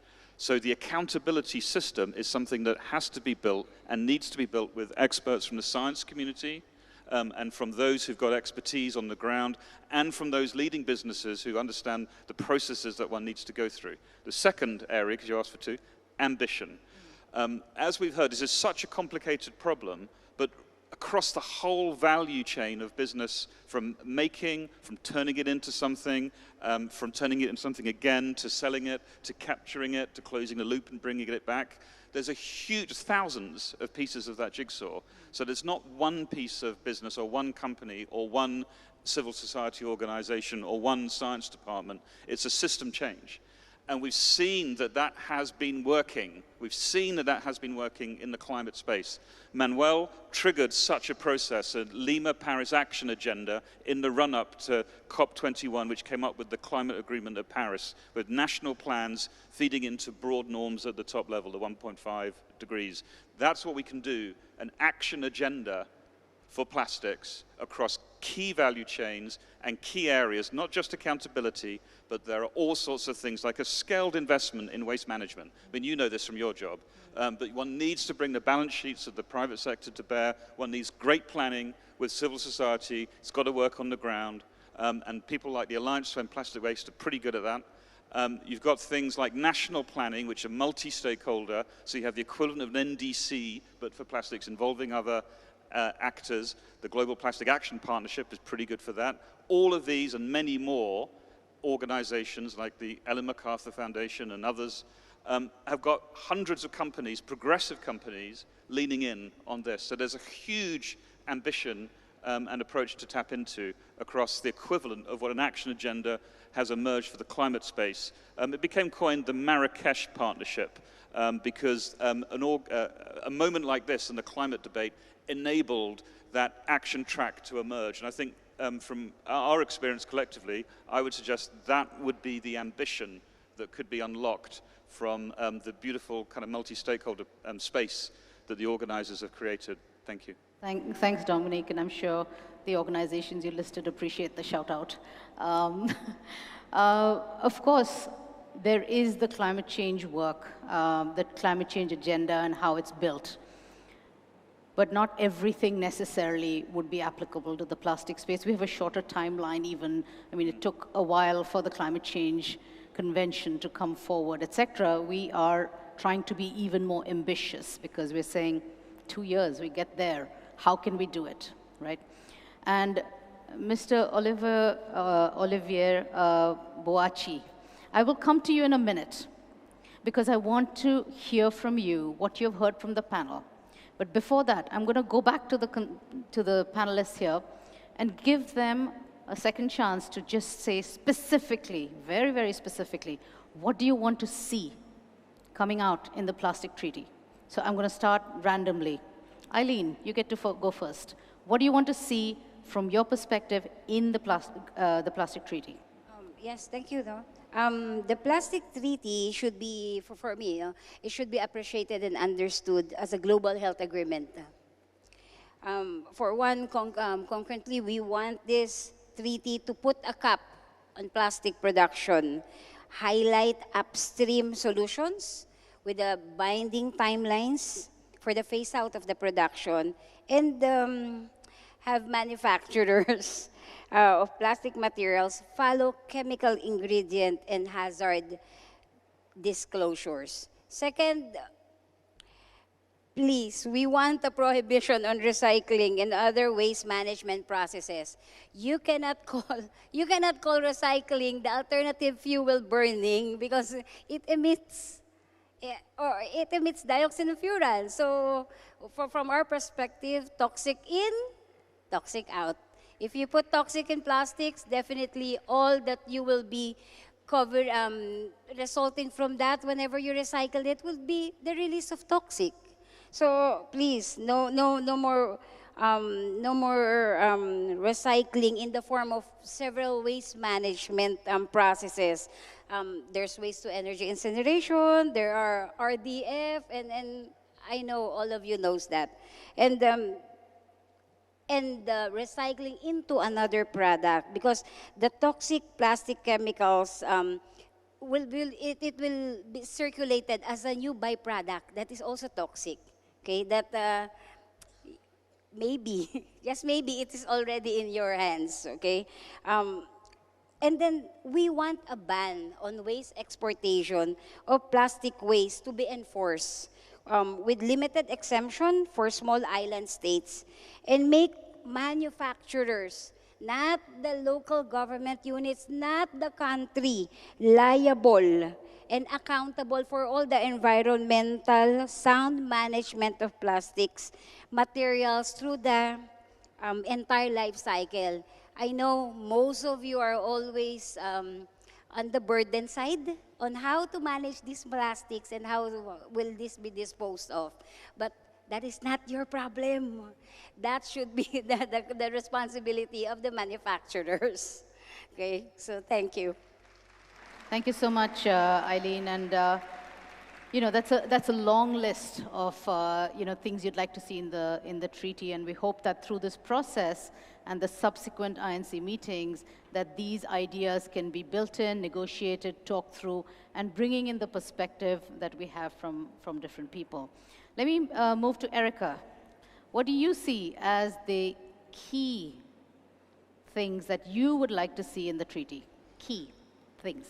Well, if you thought Aileen's list was long, mine is long. So, I want to start with, when we're talking about full life cycle is from extraction to final disposal or end of life, whatever it is that you want to call the end. We need to look at it from that perspective. This process needs to be centered on human rights and human environmental health and environmental health, to include mechanisms for a just transition. We need to address and mandatorily address chemical simplification with standards with regard to transparency, toxicity, additives. There also needs to be a priority placed on the reduction of plastic products in production. A financial mechanism is critical, especially for developing economies and SIDS, to support the implementation of the agreement. This would include things like polluter pays, EPR systems, taxes.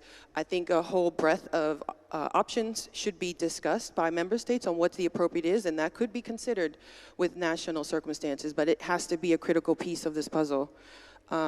And speaking of national action plans, I think that in regards to national action plans, they should be mandatory, but also have mandatory measures within them. It shouldn't be something based solely on a voluntary mechanism, because we see time and time again when it comes to environmental issues, voluntary mechanisms have not gotten us anywhere. So why would we again pursue and prioritize voluntary mechanisms when we know that they haven't worked? So in terms of, thanks. But in terms of national action plans, and what does that mean? They are useful and they are needed to assess the gaps, to determine what leakage points are, or where the inputs are, and to try to find solutions that do complement and work within national circumstances. But I don't want to use national circumstances as an excuse to not progress. If there are gaps, then the gaps should be addressed so that we could all progress and move forward and not stop because we can't do something. I think in terms of compliance, monitoring, reporting, and enforcement mechanisms. I haven't heard yet really what that would look like, but I don't think it would be truly efficient of us to go through this process and not really think about and strategize around what a compliance mechanism will look like and what enforcement would look like for those that don't meet the requirements. So those are my bucket list, my favorite things that should be in the treaty. Thank you so much. All right, wonderful. Thank you so much. Let me move to you, Dominique. What's on your bucket list or your wish list for things that should be embedded into the treaty? Thanks. I think, first of all, let's not wait for 2 years. Let's have the negotiations say, let's sprint now and mobilize money and get some things going. So investment into waste management where it's needed, particularly in developing countries, or those who can't afford some of the technology transfer that we heard about earlier from, let's say, north to south or wherever. So start moving now. These joint investment partnerships, which are emerging in other areas, for example, to get rid of coal, are pretty good models. So that would be a good first thing to move on. Secondly, and in relation to that, there's probably, and if we take that bucket list idea, then the question is how to make it happen, not what do we need. And how to make it happen would be to unlock right now, as a result of this first discussion, 4 or 5 swim lanes, for example, with science, to say, if we take packaging, how might we reduce from 40,000 variants or something to the top 10 or 15, which everyone knows we could probably use, which would help in these processes of recycling. Let's just do it. You know, and then that can feed back as the reference point for the treaty. Let's not wait for 2 years. There are some things which you've already heard here, which we can move on. There are a number of others. The accounting one I've just mentioned, let's get building that and then feed that back. So 4 or 5 areas, swim lanes, attack zones, where we can mobilize our combined efforts because it is a multi-stakeholder challenge, but we can actually get on and start tackling some of these things now rather than waiting for 2 years for a treaty to arrive. So that's what I would like to see out of this set of discussions. Excellent. So let's do it. Let's get started. Let's not wait 2 years down. Tricia, what do you think?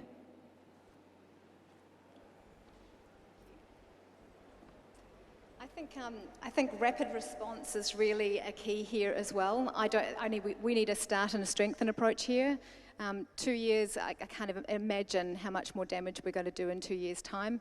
We have to hit the road running. And so I would suggest also even an interim scientific body, which is specifically dedicated to plastic pollution, is needed until we perhaps have a science policy interface more formalised out of the INC. Absolutely a full life span approach is needed, which principally focuses on prevention, reduction and redesigning problematic plastics. However, and I think that really is in part up to the scientific body, whatever that may be, early, to determine what those problematic plastics are based on sound, independent scientific evidence. And to redesign and reduce and prevent those and get them out of the global economy. Local and traditional knowledge, innovations and practices, as we see in the mandate for this treaty. Indigenous peoples, local communities to meet the global scale of the plastics crisis at hand is needed. We can't actually do this scientists alone.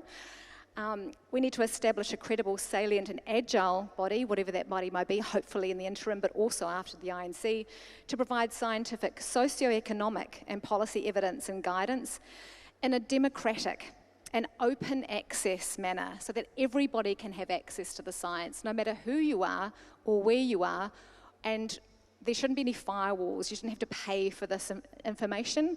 I'd like to see rapid response for everybody in terms of, again, accessible and summarized and synthesized information available to everyone. To ensure the human right to science and freedom of information. Such a body that we're talking about here is also to ensure local and traditional knowledge, innovations and practices are shared. And in some cases, this will need informed consent from Indigenous communities. So that is also extremely important. We need to specify universal definitions and indicators and harmonise data collection and analysis protocols, because there's no real agreement about that yet. Establish a standardised global framework for monitoring and reporting, from prospecting for extraction all the way through to retrieval and remediation, alongside monitoring of plastic pollution, with support from sustainable global funding mechanisms. And this is again of going back to the Pacific Islands, our partners in the Pacific. That's what they've specifically asked for. They need scientific support, they need capacity building, and they need financial assistance. And that will be extremely important, not only after the INC, but all the way through this process, so they have a seat at the table. Addressing product design and the use through rigorous safety and sustainability criteria for chemicals and products, including the prohibition or regulation of the use of those monomers and additives and plasticizers and so forth we've already discussed. This is also for bioplastics, biodegradables, and compostables, I would say. We need to support the enduring durability, enhancing durability for reuse, and putting reuse at the top of the page as well. Bio and eco-safety will be incredibly important, and allowing for recycling only, and this is speaking to you as well, only when it's safe, and only when absolutely necessary and effective and environmentally responsible, whatever we decide environmentally responsible means at the INC. Specifically, I've got 2 more points. Specify technology transfer to support the implementation of the agreement, and to promote research and development into innovative reuse, refill, traditional and plastic-free solutions, while ensuring a sufficient evidence base to avoid regrettable substitutes and false solutions, and make choices grounded in robust, independent scientific evidence. Thank you, Tricia. It strikes me that you all have said so many points, and I do hope maybe you can write it up and also transmit it to the INC Secretariat and available to the delegations, because I was trying to take notes, but now it's impossible. There's too much, a wealth of information. So, and I think it's important to capture those. Jody, what's your list? Who's got the microphone? Great. Thanks very much, Anjali. We've heard a number of great ideas for what should be included in the treaty, so I'm going to limit my comments specifically to those in our sector, in food and beverage. Because as a food and beverage company, for us, a clean and healthy environment is absolutely critical so that we can grow and produce healthy food that will nourish families. That's the baseline. We have to have a clean and healthy environment. So I'll share a couple examples of where harmonized legislation can help. Firstly, phasing out harmful additives and hard-to-recycle materials. We've framed some of those in our negative list. Creating space for defining design standards for products, like the Consumer Goods Forum's Golden Design Rules. Framing incentives for easy-to-recycle materials and disincentives for materials that cannot be recycled. For example, by expanding extended producer responsibility legislation and ensuring that it adapts material by material so that the cost of recovering and recycling products can be fully covered. Fourth, recognizing and protecting the human rights of communities along the full life cycle of production of plastics in accordance with the UN Guiding Principles for Business and Human Rights. And fifth, supporting the creation of enabling conditions for reuse and refill, a pathway for reducing the need to use virgin plastics. Now, I'll say a couple words more on this because we do have the experience from the 20 pilots that we've run now in 12 countries. Reuse needs a full system at scale enabled by legislation. This is not a system that any one actor can create alone. Any new system needs time to reach economies of scale, particularly if it's competing against an economic system that is highly efficient, well-established, and remembering that any new system has to undercut the emissions of any existing system so that we can get to net zero by 2050. So a couple examples of enabling conditions. Firstly, legislation at the national level for packaged goods with a category-by-category approach, recognizing the differences between food, beverages, personal care, etc. Second, a decarbonization of logistics to enable reuse and refill to lower the emissions overall of consumer goods. Thirdly, reflecting on competition laws in each of your countries that may hinder a collective approach to standardize pools of packaging that can be shared by all companies. Fourthly, regional or global standards to ensure systems hygiene and safety. Fifth, investments to modify industrial capacity. Those may be packaging filling lines, it may be pools of standardized packaging that companies large and small can use. And lastly, alternative delivery systems offer a path that's complementary to recycling. Any package that's reusable has to be recyclable in the end, whether that's after 20 cycles or after 50 cycles. And so in closing, I'll say, governments can help us move from voluntary best practices that you see today in industry to mandatory systems that ensure we have a sustainable packaging system for the future. And we believe the global rules are extremely important and that national action plans cannot cover all of the needs that we have ahead of us. So we hope that the negotiation process with all of this feedback will be able to set an initial limited set of priorities and build from there. And we're happy to work with you where our expertise and experience may support the process. Thanks so much, Jody. So, Mr. Boachi, what a huge amount of knowledge, information, and wish list for what they would like to see. But in Ghana, you're already doing a lot of work through a national action plan and different ways of estimating the amount of plastics and looking ways to look at business opportunities, etc. So from what you've heard from all these stakeholders here, do you feel that you've heard sufficient amount of information that you can enter into the negotiations? And then do you think that, let me add the second question also, how do you think this sort of breadth of stakeholder dialogue you will replicate in your country when you take it back and think about your own solutions? How would you bring that multi-stakeholder dialogue process in? Okay, thank you very much. First of all, I think it is very important for all of us to recognize that this legally binding instrument that we want to come up with is one that is incumbent on governments. So at the end of the day, all the inputs that we have gotten from industry, from academia, from CSOs and stuff, they are extremely useful to us.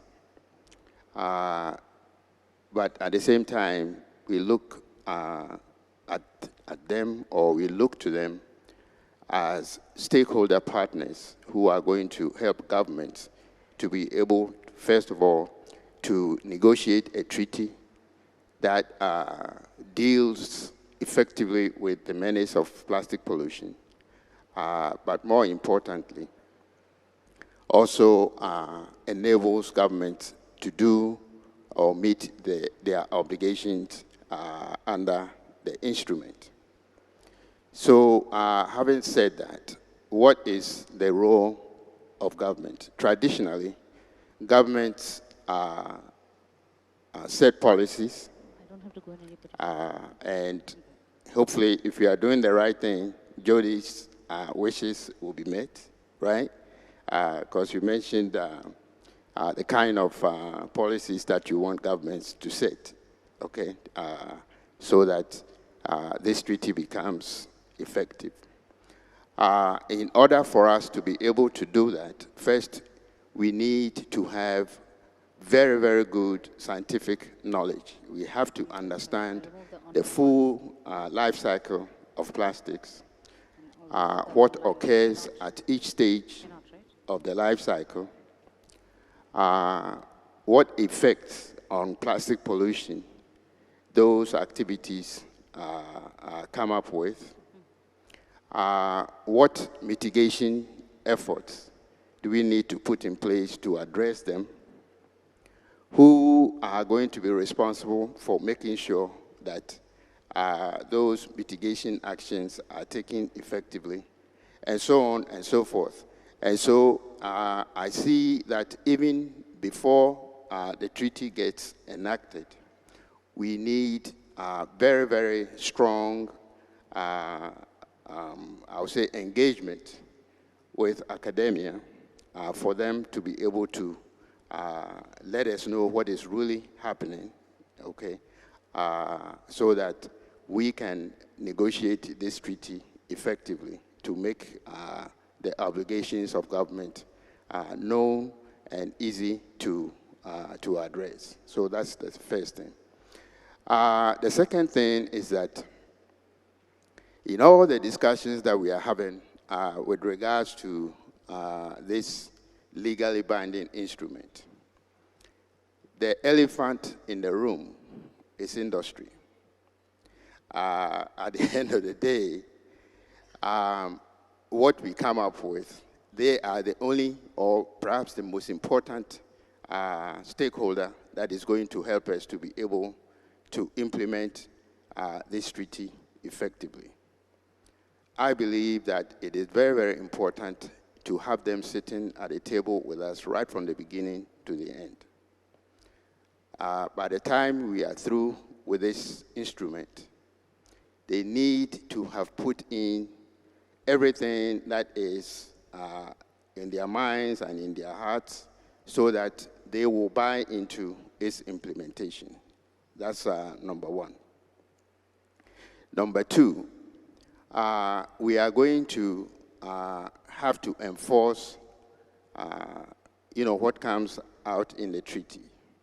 That means that extended producer responsibility schemes and other things have to be very well understood by both parties, both governments and industry, because they are the ones who are going to be held accountable for everything that happens during the implementation. And so I believe that right from the beginning, we need to engage them, make sure that we have defined their roles very clearly, that we have empowered them to sit down with us and talk, and also to ensure that at the end of the day, what we come up with is something that they can live with and will enable us to achieve the objectives of this global instrument. So that will be the first set of comments that I would like to make. Now, so who are these key stakeholders? First, I've mentioned industry, and I've mentioned academia. And with academia, I've mentioned their role during the negotiating process. But they have a very, very important role after the negotiation process. You talked about the scientific body that this resolution asks us to establish within the treaty. It is key to the success of the implementation of this instrument after it's been enacted. And what do I see as their role in it? First of all, they are the ones who should define or develop the standards, the global standards that we are all going to have to adhere to. And those standards should cover the entire full life cycle. At each stage, there has to be a set of standards that all parties must adhere to. That's number one.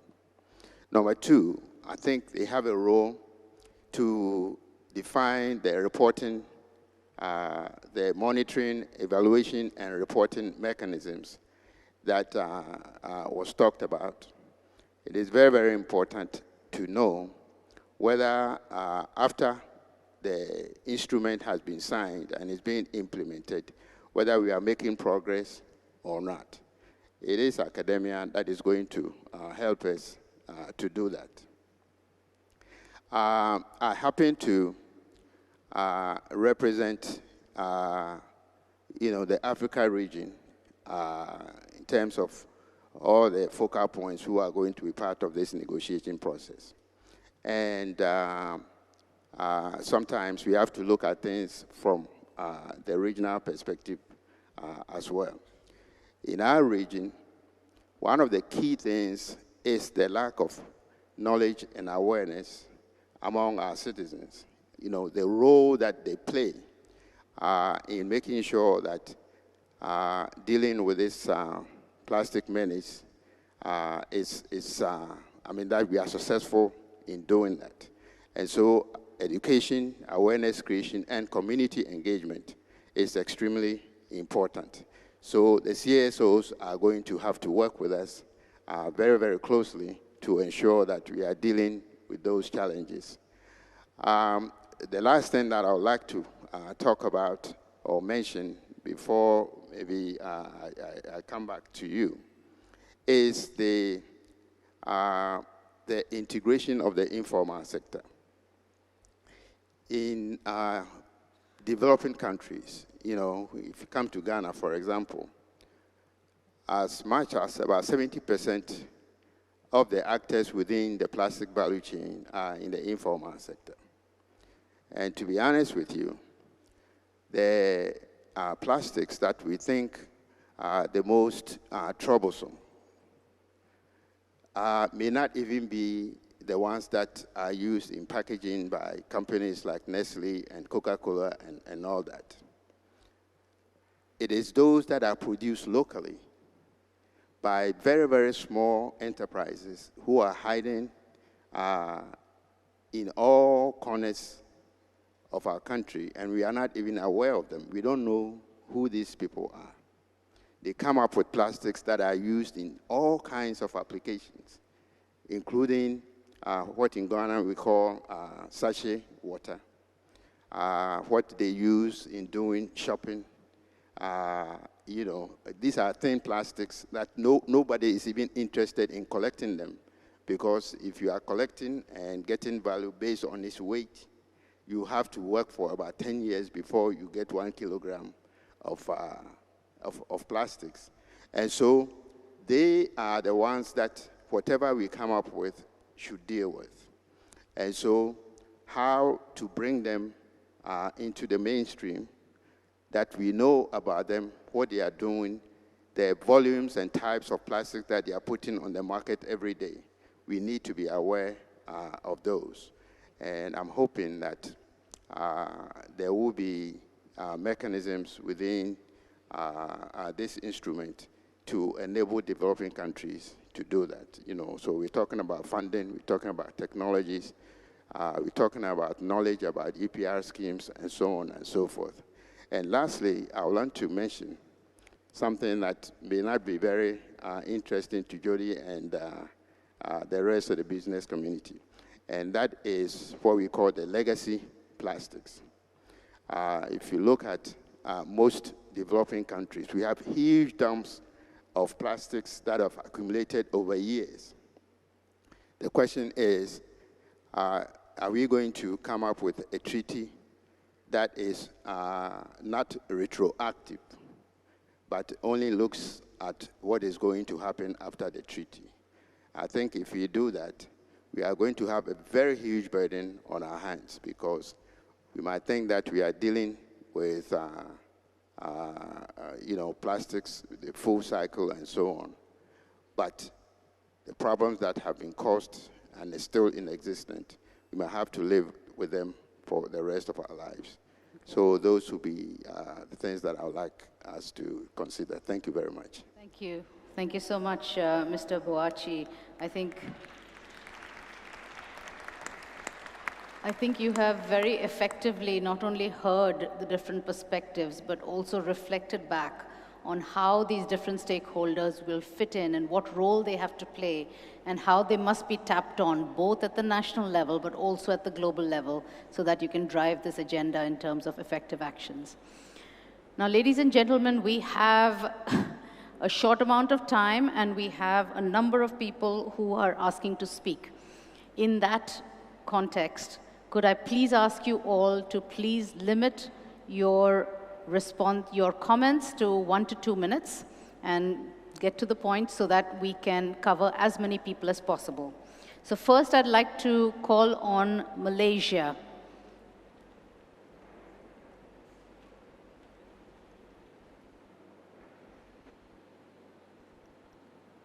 Yes, it's red, so please. Well, thank you, Anjali.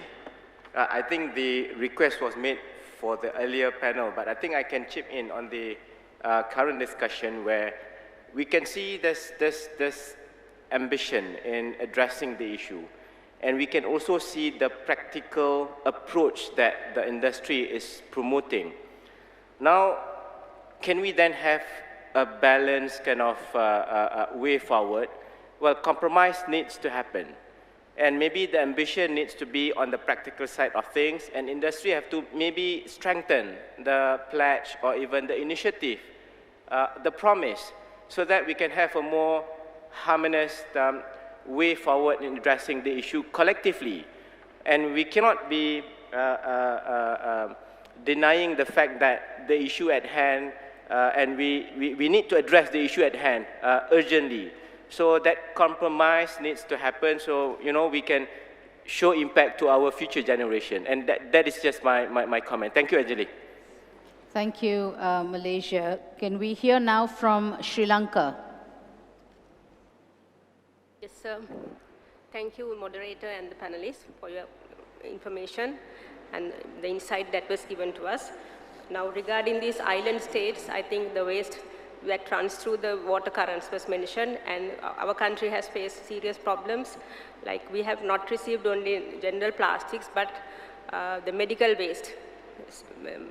Plastic syringes have been received heaps onto our shores, so then just imagine the cost that we have to incur on treating them. So that is the waste transboundary movement has gone up to that limit. So I think the panel will look into that as well.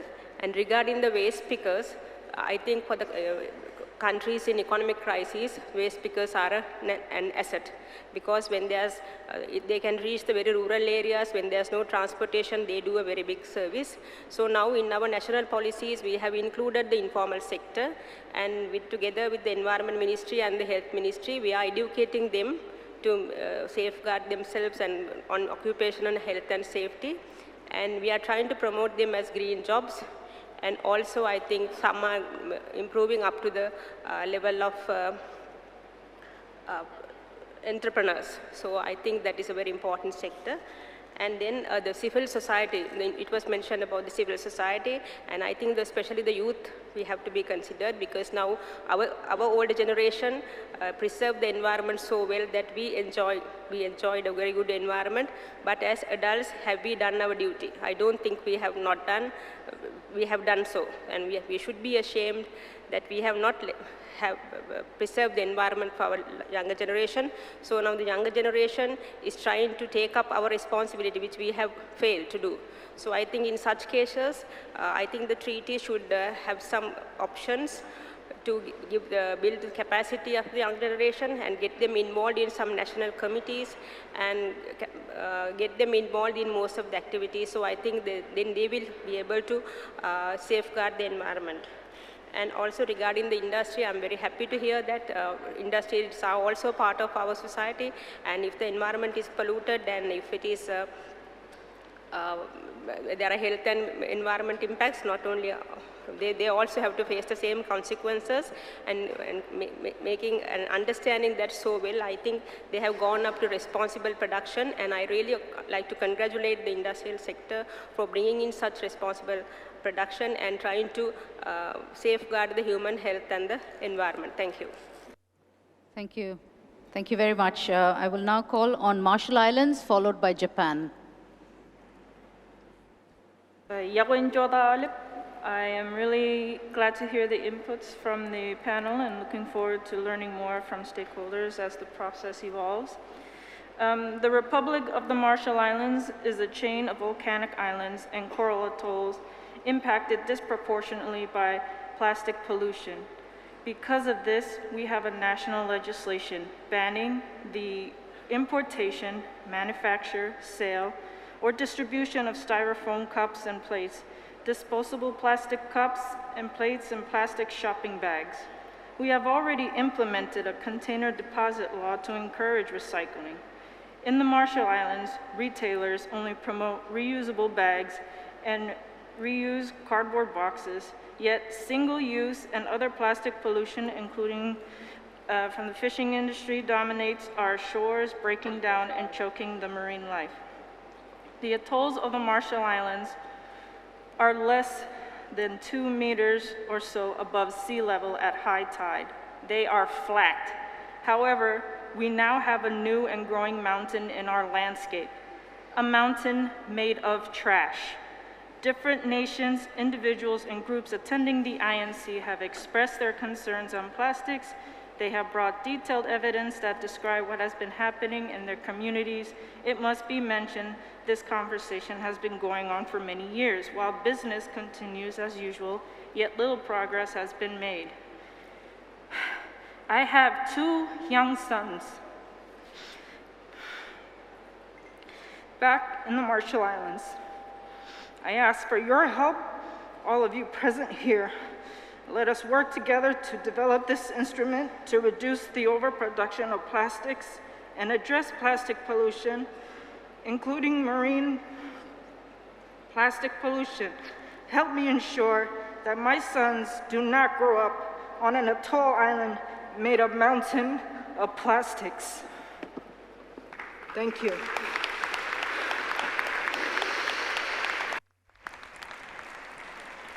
Thank you very much. I think that is why we're all gathered here today, to jointly work towards that commitment. Now, I'd like to turn to Japan for your statement. Thank you. I wanted to thank all the panelists, many of you who have come from very far, and I wish I could visit Palau to see the reality, but thank you for bringing the reality to us, and we will take all those that knowledge into account. I'm an international lawyer, but I'm not a plastics expert, but I learned a lot through this dialogue. I thank also the high expectations on us, and also the long bucket list, which we'll have to take into account. I particularly thank the 2 academia experts. I think solid science should be at the base of our negotiations, and so I look forward to continuing discussions also with the academia. Thank you. I would now like to request Observer 36, Mujer para la Mujer. Hello, this is Diego de Leon, and I just wanted to take a quick minute to congratulate and commend the efforts to organize this and last Saturday's Multi-Stakeholder Forum. Certainly more can be done, but this sets a great precedent to build upon on how to bring different voices. I also want to thank member states that have joined and stayed throughout the session. This helps us close the policy cycle as it makes us feel heard in our endeavors. We want to further reiterate the importance of this type of forums, and we hope to see them continue throughout the next INC meetings, and of course look at some of the good examples that exist in other conventions. The Marrakech Partnership was mentioned. I would also like to bring attention to the private sector forum that will be celebrated in the sidelines together with the UN in the LDC5 conference in March, which brings, it's a great opportunity of bringing private sector directly to the LDCs and try to, as some of the panelists mentioned, to close the global circular economy. Again, thank you very much to everyone, also to the panelists and the moderators. This is a great effort. It was very interactive, and again, we do hope to see this evolve into something stronger and that brings us together and really have an impact on the discussions. Thank you. Thank you. I'd like to now give the floor to Indigenous Peoples, also Observer 36. Good afternoon, and thank you. I just want to mention that sometimes history is very important too here in this perspective, and that if you look at some of the mitten sites in North America, there's no plastic in it. So I just want to make sure that you understand and we include the indigenous peoples in the conversation as much as possible. A lot of it because of our writings and our paintings that are prophetic, that are found on all the rivers along that area, and I think it's important to continue looking at those prophecies that my people have left. Very much. Thank you very much for your intervention. I'd now like to ask the United States for your comment.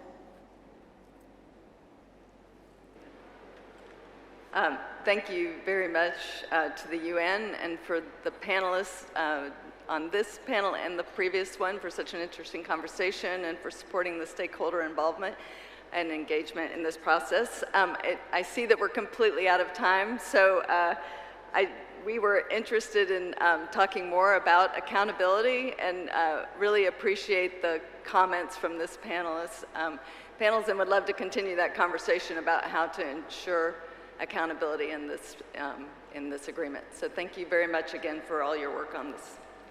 Thank you. And I think the purpose of this interaction is also to facilitate further conversations beyond what we're hearing today. I'd now like to ask Observer 22, Business Coalition for a Global Plastic Treaty. Observer 22. Dear moderator, dear delegates, my name is Ed Shepherd. I work for Unilever, and I'm attending INC-1 as part of the Business Coalition for a Global Plastics Treaty. Our coalition includes over 80 different organizations across the plastics value chain, including SMEs, global businesses, and financial institutions.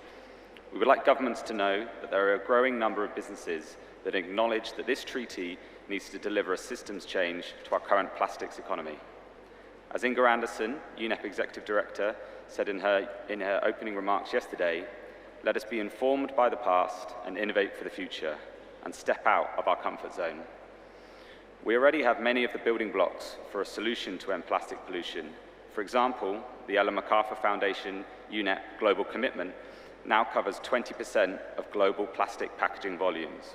But, as highlighted by the distinguished delegate from Ghana, there is still 80% missing, and it is now clear the voluntary initiatives alone cannot solve the problem, and we need to move to mandatory policy.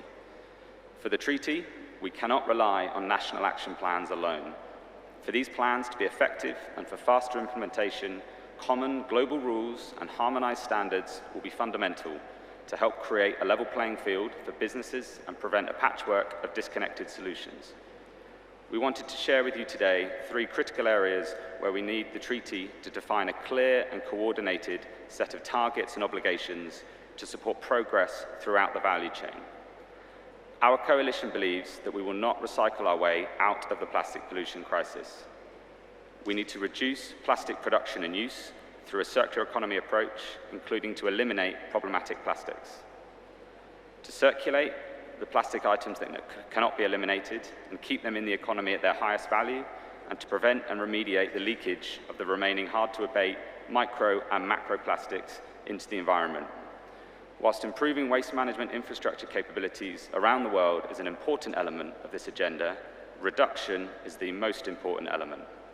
If plastic production and use continues unchecked, we will not be able to meet the objectives of this instrument, ending plastic pollution. Dear delegates, we welcome the opportunity we are given to engage in this process and are willing to help in the most organized possible way, sharing our insights from the journey that businesses in our coalition have already undertaken, including successes and lessons from voluntary initiatives. We believe it is important that we hear from a wide range of interested and affected stakeholders. We hear and agree with the strong call from the informal sector to be both included in the negotiations and for the treaty to support a just transition. In addition, we must include voices from civil society, indigenous peoples, youth, and academia. The Business Coalition for a Global Plastics Treaty is ready to engage and support you on this process. Thank you. Thank you very much. We're getting down to the wire. IGO2, UNESCO Chair on Ocean Sustainability.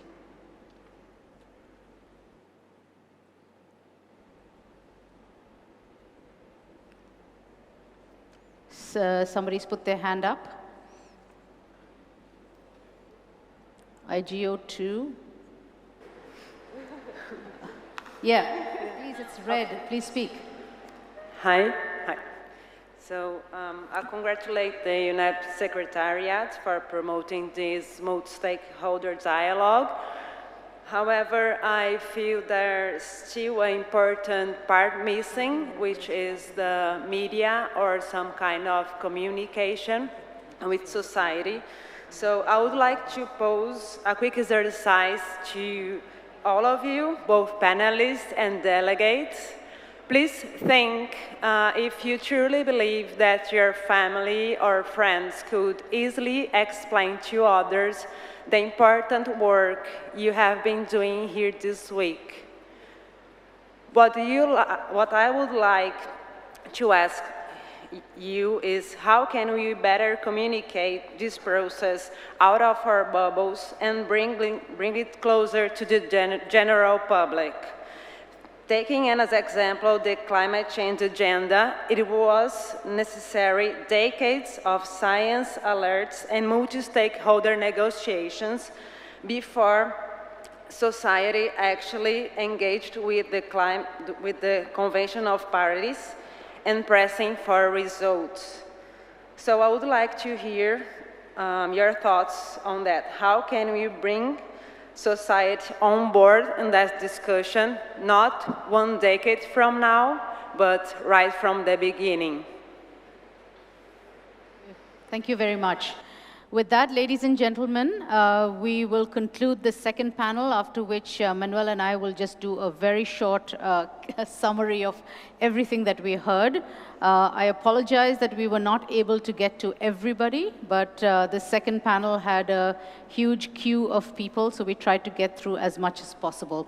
So with that, I'd like you all to extend a hand of applause to our fantastic panel here.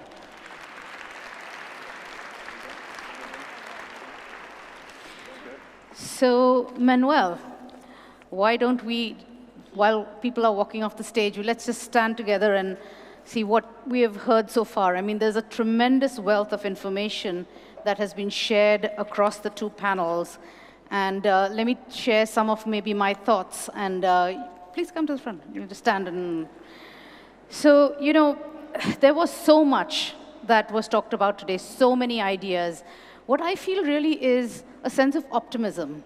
If people are willing to come on stage and speak clearly their mind and speak from their heart and speak to many of the issues that are being pointed, it is a positive step in the direction. And I hope that through such dialogues that we're able to bring together the various perspectives. Because, you know, for some of us, it's a matter of inconvenience, right? Don't get a plastic bag when you go to a store. For some of us, it is a matter of aesthetics, like, oh, you go to a tourism location, you don't want to see things floating around, etc. For some of us, it's a matter of life and death. It is, as the lady from Marshall Islands said, she doesn't want to leave a future where her kids are growing up on an island built on waste, right? So this perspective of seeing how each of this interacts and how we can find a balance and move in a common direction, I think I'm optimistic from that. What do you think? So do I. Look, Angelique, it is optimism and enthusiasm.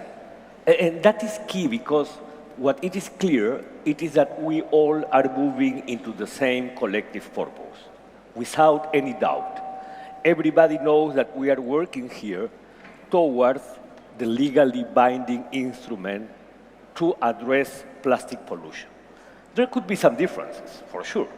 But the idea is that when we have clarity on the purpose, it is extremely easier to move things forward. And this dialogue is helping a lot to promote that transformational change. I think it was Dominic that mentioned that what we are addressing and what we are trying to achieve means a system change. It should be transformational. It is key. And that is why we do need to move our elements to that transformation. You know, Angeli, that I am used to using the analogy of the formation of the solar system. If we are able to define our main star, what is that ambitious objective that we are looking for? After that, we should discuss what are those gravitational forces that could put all the actors well aligned in an accurate orbit. And today, at least in the first panel, but also in the second one, what I have heard it is, first, social considerations, a human rights-based decision, inclusiveness, participation, equity, but also many interventions in relation to health. So that is one of the key elements that it should be included or considered in the treaty. A second element that it is always an important gravitational force, it is the role of science. If something I have appreciated in the climate debate, it is the amazing work that the IPCC is doing to inform not only decision makers, but the public audience to understand and to model what it could happen if we are not able to really transform our economy. Here it's the same. We do need to have well-informed science that it is able to tell us, to create more awareness to the public audience, but to say to the decision makers that is the way in which we should proceed, and also the what if not. Yes. Because if not, there could have consequences.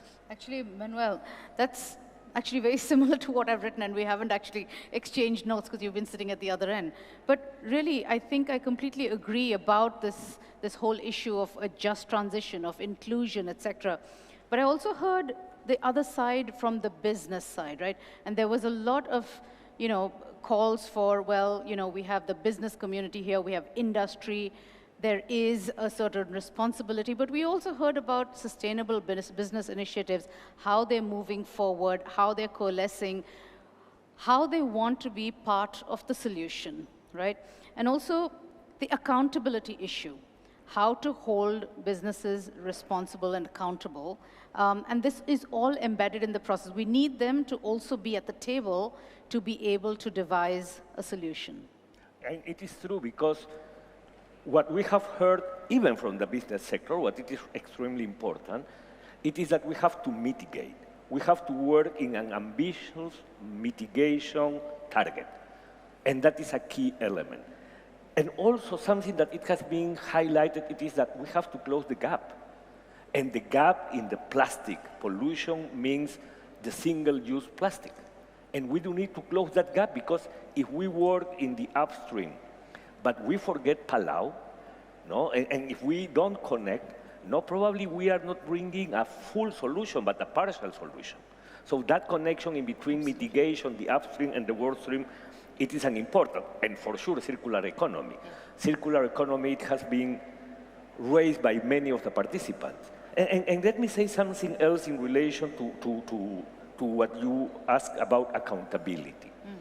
If we have clear objectives and clear targets, the idea of using a good science-based target mechanism with mechanism to track progress, to report back, that would be a fantastic way to promote accountability, something that it has been asked by the representative of the US. It is something that for sure we can discuss more deeply in some other occasion, but those are the ways in which you promote credibility.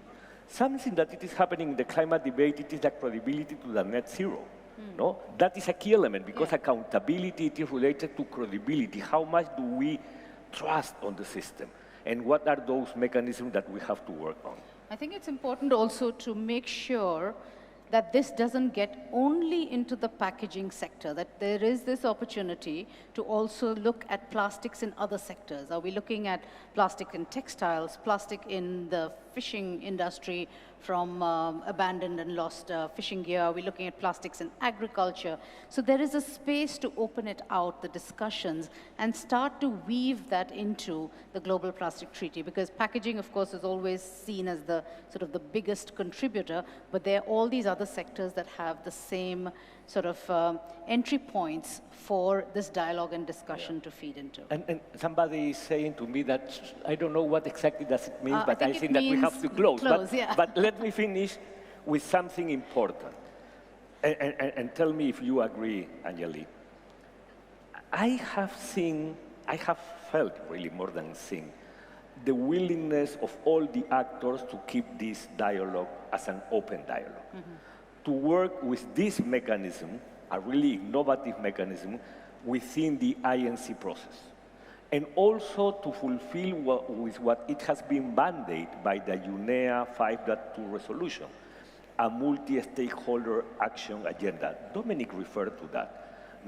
As I mentioned in the beginning, it has already shown to be an effective mechanism to bring the actors to help in taking decisions, but also to implement. Yes. And that is something that in this discussion of plastic pollution, we have to promote. And I think that we can conclude that the willingness of all the actors, it is to keep the dialogue in the forum and to start to work in the action agenda for the plastic pollution treaty. Absolutely, and I think I completely agree with that. And, you know, one of the panelists said, and I think we understand that we don't have to wait for the science to be perfect to move to the next, to move to the next. It doesn't have to be sequential. The time to act is now, and everybody seems to be ready to enter into that space. So let's move towards action. So ladies and gentlemen, thank you very much. Thank you very much. And have a good evening. Thank you, Anjali. Thank you. It's a pleasure. So do I.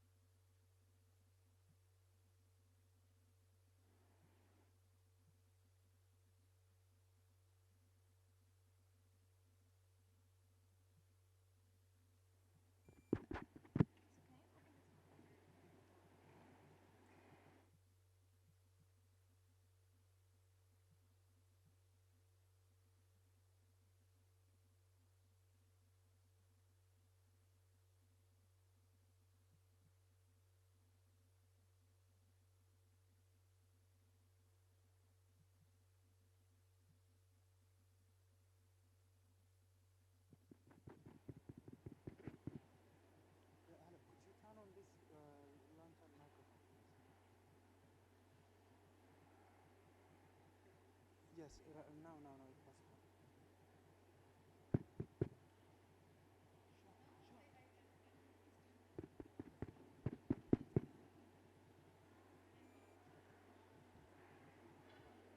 Dear delegates, a few housekeeping announcements.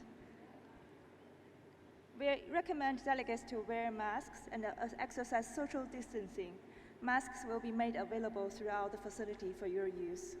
Hand sanitizers are available at the registration desk. If you experience symptoms or feel unwell, please isolate in your hotel room and inform the Secretariat. Please also let us know should you require any assistance. The government of Uruguay is organizing a reception in the foyer of the conference center. It is open to all delegates. Thank you.